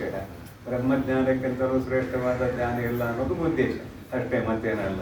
ಲಕ್ಷಣದ ಬಗ್ಗೆ ದೃಷ್ಟಾಂತ ಪಡ್ತೀನಿ. ಶಾಸನಾದಿ ಮತ್ವಂ ಅಂತ ಬೋಧ ಪ್ರಕಾರ ಪರೀಕ್ಷೆ, ಉದ್ದೇಶ, ಲಕ್ಷಣ, ಪರೀಕ್ಷೆ ಮಾಡೋದು ಹೇಳೀನಿ. ಎಂಬಿವೆ ಬೋಧ ಪ್ರಕಾರ ತ್ರಯಂ ಅಪ್ಪುದು. ಅದರೊಳು ಈ ಮೂರರಲ್ಲಿ ಏನಂತ ಕೇಳಿದರೆ, ತಾನು ಸಮರ್ಪಿಸಲು ಇಷ್ಟವಾದ ವಸ್ತುವಂ ನಾಮ ಮಾತ್ರದಂ ಸಂಕೀರ್ತಿಪುದೇ ಉದ್ದೇಶವೆನಿಸುವುದು. ಬರತ್ತಾರೆ ನೋಡ್ರಿ ಕೆಳಗೆ. ಅದನ್ನು ಬರೆದದ್ದನ್ನು ನಾ ಹೇಳಿದ್ದ ಮತ್ತೇನಿಲ್ಲ. ನಾಮ ಸಂಕೀರ್ತನ, ಹೆಸರು ಹೇಳೋದಷ್ಟೇ ಉದ್ದೇಶ, ಮತ್ತೇನು ಕೆಲಸ ಇಲ್ಲ. ಬ್ರಹ್ಮಜ್ಞಾನವೇ ಶ್ರೇಷ್ಠ, ಇಷ್ಟೇ ಹೇಳೋದಾಗಿ. ಇದು ಉದ್ದೇಶವು ಎನಿಸುವುದು. ಗಂಗೆದೊಗಲುಳ್ಳುದೇ ಗೋವು ಎಂಬಂತೆ ಬಳಿಕ ವಸ್ತುವಿನ ಅಸಾಧಾರಣ ಧರ್ಮವಂ ಹೇಳುವುದೇ ಲಕ್ಷಣ ಎನಿಸುವುದು. ಹಾಗಾದ್ರೆ ಆತ್ಮನ ಲಕ್ಷಣ ಏನು ಅಲ್ಲಿ ಜೋಡಿಸ್ಬಿಡ್ತೇನೆ. ಆತ್ಮನ ಲಕ್ಷಣ ಏನು ಅಂತ ಕೇಳಿದರೆ, ನಿರ್ಗುಣ, ನಿರಾಕಾರ, ನಿರವಯವ, ಪರಿಪೂರ್ಣವಾಗಿರುವುದೇ ಆತ್ಮತತ್ವ. ಅದರ ಲಕ್ಷಣ ಏನು? ನಿರ್ಗುಣ, ಸತ್ವಗುಣ ಇಲ್ಲ, ರಜೋಗುಣ ಇಲ್ಲ, ತಮೋಗುಣ ಇಲ್ಲ. ನಿರಾಕಾರ, ಆಕಾರ ಇಲ್ಲ. ನಿರಾಕಾರ, ನಿರವಯವ, ಯಾವ ಅವಯವಗಳು ಇಲ್ಲ. ಯಾರಿಗೆ ಅಂದ್ರೆ ಆತ್ಮನಿಗೆ ಇವು ಯಾವೂ ಇಲ್ಲ ಅಂತ ಪರೀಕ್ಷೆ ಮಾಡೋದು. ಶಾಸ್ತ್ರ ಹೇಳ್ತದೆ, ಅವ ನಿರ್ಗುಣ ಇದ್ದಾನ, ನಿರಾಕಾರ ಇದ್ದಾನ, ನಿರವಯವ ಇದ್ದಾನ, ಅವ ಪರಿಪೂರ್ಣ ಇದ್ದಾನ, ಅಣುವಿಗೆ ಅಣು ಆಗಿದ್ದಾನ, ಮಹತ್ತಿಗೆ ಮಹತ್ತಾಗಿದ್ದಾನ ಇತ್ಯಾದಿ ಶಾಸ್ತ್ರಗಳು ಆತ್ಮನ ವಿಷಯಕವಾಗಿ ಹೇಳ್ತಾವೆ. ಆವಾಗ ಅದನ್ನು ಪರೀಕ್ಷೆ ಮಾಡೋದು, ಆತ್ಮನಲ್ಲಿ ಇದೆಯೋ ಇಲ್ಲೋ ಅಂತ ಪರೀಕ್ಷೆ ಮಾಡೋದು. ಇದು ಪರೀಕ್ಷೆ ಲಕ್ಷಣ. ಇದು ಆಮೇಲೆ ಅದು ಪರೀಕ್ಷೆನೂ ಬರ್ತದೆ ಅಲ್ಲಿ. ಬಳಿಕ ಲಕ್ಷಿತವಾದ ವಸ್ತುವಿಗೆ ಆ ಲಕ್ಷಣ ಉಂಟೋ ಇಲ್ಲವೋ, ಅಂದರೆ ಆತ್ಮ ನಿರಾಕಾರ ಹೌದೋ ಅಲ್ಲೋ ಪರೀಕ್ಷೆ ಮಾಡೋದು. ಆತ್ಮ ಎದುರಿಗೆ ಕಾಣ್ತಾನೆ ಏನಂದ್ರೆ, ನಿಮ್ಮ ಆತ್ಮ ನನಗೆ ಕಾಣೋದಿಲ್ಲ, ನನ್ನ ಆತ್ಮ ನಿಮಗೆ ಕಾಣೋದಿಲ್ಲ. ಏನು ಕಾಣ್ತಾನೋ? ಕಾಣೋದಿಲ್ಲ. ಮನಸ್ಸ ಕಾಣೋದಿಲ್ಲ, ಆತ್ಮ ಎಲ್ಲಿ ಕಾಣ್ತಾನೆ? ನಿಮ್ಮ ಮನಸ್ಸು ನನಗೆ ಕಾಣೋದಿಲ್ಲ, ನನ್ನ ಮನಸ್ಸು ನನಗೆ ಕಾಣೋದಿಲ್ಲ. ನಾವೆಂದೋ ಒಂದಿನ ಕೂಡಿದವರು ಹೇಳ್ತಿಲ್ಲಲ್ಲ, ಗಂಡನ ಮನಸ್ಸು ಹೆಂಡತಿಗೆ ಗೊತ್ತಿಲ್ಲ, ಹೆಂಡತಿ ಮನಸ್ಸು ಗಂಡಕ್ಕೆ ಗೊತ್ತಿಲ್ಲ. ಒಂದು ವೇಳೆ ಗೊತ್ತಾಗಿದ್ರೆ ಏನು ಹಾಕೈತೆ ಅಂದ್ರೆ ಬಡದಾಟ ಹಾಕಿತ್ತು, ಮತ್ತೇನಿಲ್ಲ. ಮತ್ತೇನೂ ಇಲ್ಲ, ಬರೇ ಬಡಿದಾಡಿ ಸತ್ತು ಹೋಗೋದಾಕಿತ್ತು. ಅವ್ನು ಪರಮಾತ್ಮ ತಾನು ಹಿಡಿತಾ ಇಟ್ಕೊಂಡಿದ್ದಾನಲ್ಲ, ಅದೊಂದು ಭಾಳ ಸೋಲು ಇಟ್ಕೊಂಡಿದ್ದಾನೆ. ಮತ್ತು ಇವೆಲ್ಲ ಹೊರಗೆ ಅಡ್ಡಾಡಿ ಏನೇನೋ ಮಾಡಿ ಬಂದಿರ್ತಾನೆ. ಅದೆಲ್ಲ ಹೆಂಡತಿ ಗೊತ್ತಾದ್ರೆ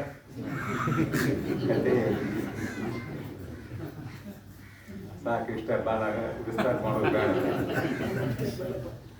ಬಳಿಕ ಲಕ್ಷಿತವಾದ ವಸ್ತುವಿಗೆ ಆ ಲಕ್ಷಣ ಉಂಟೋ ಇಲ್ಲವೋ ಎಂದು ವಿಪ್ರತಿಪತ್ತಿ ಪೂರ್ವಕ ಅಂದರೆ ವಿರುದ್ಧವಾಗಿ ಅಂದರೆ ವಿಚಾರ ಮಾಡುವುದಿಲ್ಲ. ಇನ್ನು ಹೇಳಿದ ಲಕ್ಷಣ ಆ ವಸ್ತುವಿನಲ್ಲಿ ಇದೆಯೋ ಇಲ್ಲೋ ಅಂತ ಸರಿಯಾಗಿ ಪರೀಕ್ಷೆ ಮಾಡುವುದು ಪೂರ್ವಕವಾಗಿ. ಯಾಕಂದ್ರೆ ದ್ವೈತಿಗಳು ಆತ್ಮರು ಅನೇಕ ಅಂತ ಹೇಳ್ತಾರೆ, ಜೀವಾತ್ಮರು ಅನೇಕ ಅಂತ ಹೇಳ್ತಾರೆ. ಅದ್ವೈತಿ ಎಲ್ಲ ಜೀವಾತ್ಮರು ಒಬ್ಬರೇ ಅಂತ ಹೇಳ್ತಾರೆ. ಇದು ವಿಪ್ರತಿಪತ್ತಿ ಅಂದರೆ ಜೀವಾತ್ಮರು ಅನೇಕ, ಇದು ದ್ವೈತಿಗಳ ಸುದ್ದಿ. ನಾವು ಜೀವಾತ್ಮರು ಅನೇಕ ಅನ್ನೋದಿಲ್ಲ, ಜೀವಾತ್ಮ ಒಬ್ಬನೇ ಅಂತೇವೆ. ಎಲ್ಲರಲ್ಲಿ ಜೀವಾತ್ಮ ಒಬ್ಬನೇ. ಮತ್ತು ಅನೇಕ ಸುಖ ದುಃಖಾದಿಗಳು ಬೇರೆ ಬೇರೆ ಕಾಣ್ತಾವಲ್ಲ ಅಂದ್ರೆ ಅಂತಃಕರಣದ ಧರ್ಮ ಅದು, ಜೀವಾತ್ಮನ ಧರ್ಮ ಅಲ್ಲ. ಸುಖ ಸಾಕ್ಷಾತ್ಕಾರ ಆಗೋದು ಯಾರಿಗೆ?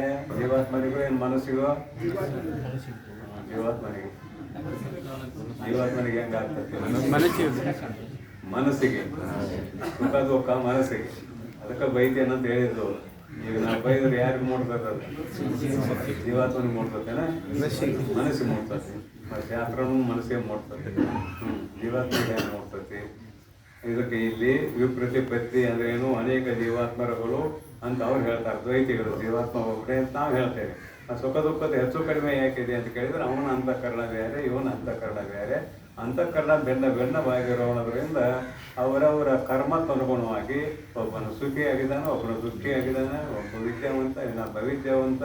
ಅದೆಲ್ಲ ಅಂತಃಕರಣದ ಧರ್ಮ ಅಲ್ಲದೆ ಜೀವಾತ್ಮನ ಧರ್ಮ ಅಲ್ಲ ಅಂತ ನಿಶ್ಚಯ ಮಾಡೋದು. ಇದು ವಿಪ್ರತಿಪತ್ತಿ.